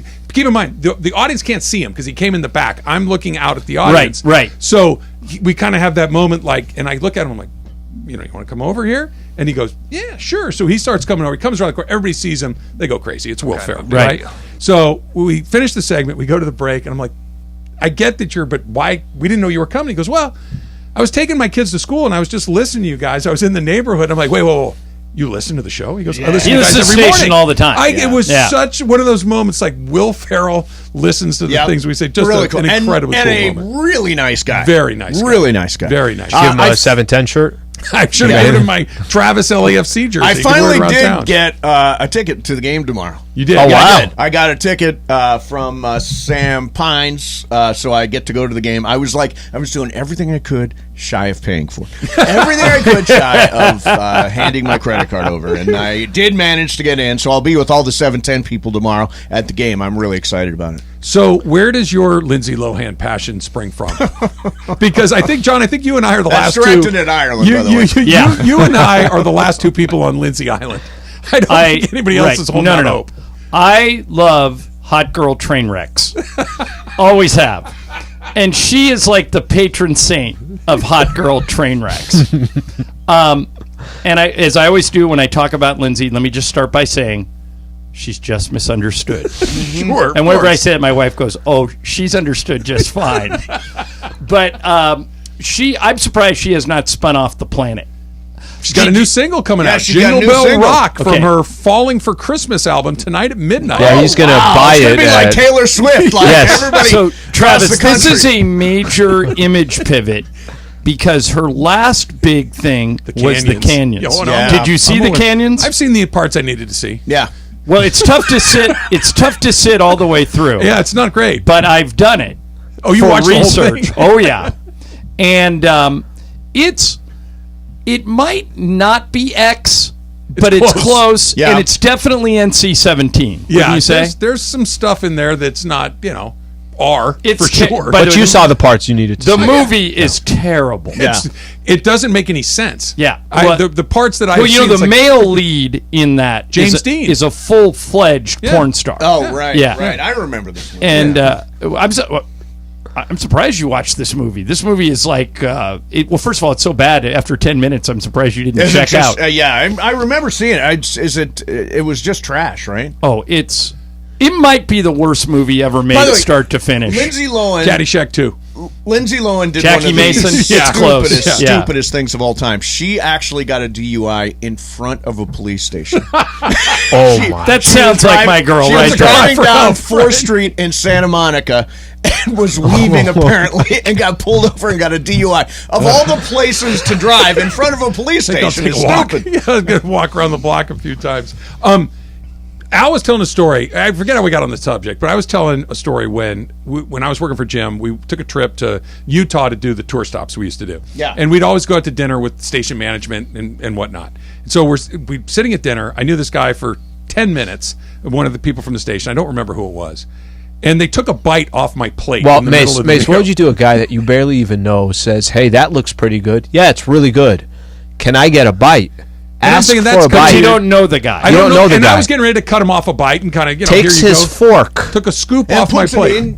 Took a scoop off my plate. Was it a clean fork? It was his fork that he was using. No. But Al was telling known the guy for 15 minutes. John, am I telling this? Stuck his finger in Billy Mac's All right, soup. so broadcaster dinner in Vegas 5-6 years ago, and Billy Mack orders lobster bisque. Okay. And it arrives, and Michael's just kind of bored because his food hasn't arrived yet. So when Bill's not looking, Michael just takes his finger and whips it through the soup to try it. It's aggressive. And Billy Mack and Michael is a germaphobe. Right, Michael's a germaphobe, so he's exposing Billy Mack to germs. And Billy Mack saw the tail end of it. He goes, "What are you doing?" Michael goes, "I wanted to try it." He goes, "Well, it's my soup. Could you have maybe used a spoon?" He goes, "I don't need one." I don't need one. That is so that's gross. not the point of the story. Yeah. No, I would not do that. I mean, if it's somebody I don't know, it's ridiculous. I'll share food with family or whatever like that. But if you share a dessert with family. I'd known this guy for 10 minutes. Yeah, and he took a giant bite. What do you do with the bread plate. when the bread comes out for the table? You have no choice but to pick it up and tear it. So that's what Michael's saying. Well, Billy Mack, you grab the bread at the table. That's community bread. Yeah, no, the bread is for everybody, and you do have to reach out and tear a piece off. A little bit different than taking that finger and going through the soup. Oh, yeah, completely different. So you guys know Alex downstairs, security guard? Oh, yeah, Alex. Okay, so big listener to the station. Not here today. I saw him. He was here this morning. Okay. He might not be I here saw right him when now. I got But here. so I go downstairs and I'm coming back in the building, and he stops and he says, "Hey, you got a second? Yeah, what's up?" And he asked me, "Have you ever met Jerry Jones?" And I stopped. And I'm like, "Yeah, I think once, a long time ago, I was at a Super Bowl party with Jerry Jones, and I got introduced to him." And he says to me, "Is this you?" And he hands me, and he shows me his phone with that picture. Oh, wow. And so hand that to John real quick. And so I'd never seen that picture before. Picture's 20 years old. We figured out what it is. I'm 30 years old in that picture. Yeah. Okay. It's like a detective. And so I'm like Jerry Jones pre-plastic surgery. Right. Yeah. How So would it's Jones. Alex have noticed this? He stumbled across the picture, and it's a picture of Jerry Jones and the Cowboys, but I'm in the background of the picture, but not super small. Yeah, it in says Sunday Night Football on NBC, and they're promoting on this day in 1989. They're showing Jerry Jones on a post for NBC, and they put it on Instagram. And there's Travis Rogers in the And so background. I'd never seen this picture before. I'm kind of like, wow, this is kind of neat. I'd never seen it. I come in, I show Emily, I show Taylor, like, wow, where was the picture? What were you doing? All of these things, all these follow-up. I showed Greg, and I show Al, and Al's response was, it looks kind of like that taco picture we took a couple of days ago. Then he starts asking Parker about his Laker hat. Could not have had any less interest in it at all. No follow-up questions. Wait a minute. That surprises you? It's That's been Slee from the beginning. But it's a very necessary reminder. You tell a story like this once a week. How little he cares about my deal. Really John, like he has my a, backstory. He has an 87, 88 back-to-back Laker hat I've never seen before. Michael Thompson on those teams. Just the timing of it was bad. Yeah. You know what I mean? But Travis, I'm not surprised at all. That was when we did the trial of the century. That was the thing that surprised me. That I didn't use him. That, I didn't use him. Slee sitting right there. Well, the thing that surprised me most is Alan. At the heart of his argument was Ireland doesn't like. He's not very friendly when we go to the games, and I'm like, pot, meat, kettle. Yeah. I'm like, well, what are you talking about? But is this not a mildly interesting photograph? That I think it is. I mean, it's I think it's unusual. kind of cool. I'm thrilled. I sent it to my kids. Their reaction was, "Where did that come from? Where were you doing there? When did you meet him? What's that Laker hat all about?" Yeah. Not my best moment, Mace. No, I should have gave a little more attention. You know, Ramona and I were at a Lakers game a couple of years ago, and it was the one where Britney Spears showed up. Britney Spears was at a game. And Mason was sitting. I remember. I know Me exactly and what Ramona you're talking sitting about. right behind her, so when the picture ran in the New York Post, there was me and Momo, and it almost looked like we were sitting on each side of her. It was so friggin' Do cool. you know who's in the middle of that picture? Who? You? It was me. You were in the picture too? I'm not in the picture. How are you getting I'm in these- obstructed by Brittany. Oh, you were sitting between I was us? sitting between the two of you. Oh, Yeah, no. so yes, You came this I was close. that close to being on the Because New it was York. back page of the New York Yes, Post. yes, or and I front remember page. seeing it go, you got to be kidding me. I am obstructed perfectly by Brittany. Wow. What a shame. Yeah. What a shame. I still had questions for you. It's pretty cool. Did you see it? Nothing. Good thing I didn't have a Laker hat on Yeah, that day. nothing.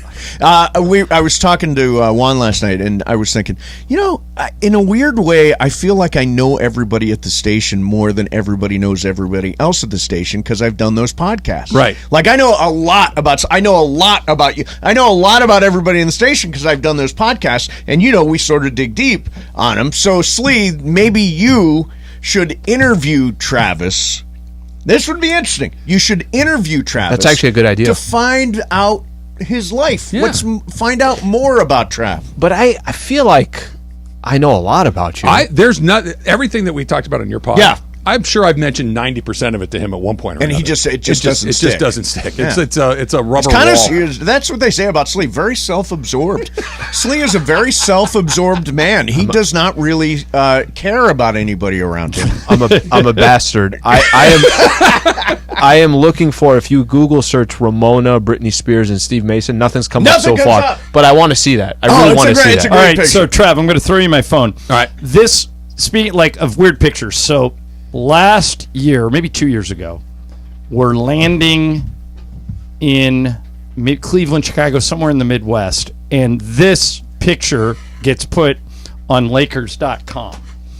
And then it gets picked up by LeBron, and it gets put on his Instagram page, which has like 40 million Right. followers. Okay. All right. So the and it's just a picture of us landing in Cleveland, getting off the plane, and I happen to be directly behind LeBron as he's walking down the stairs. Right. So the picture gets taken. And I don't know any of this, but I am...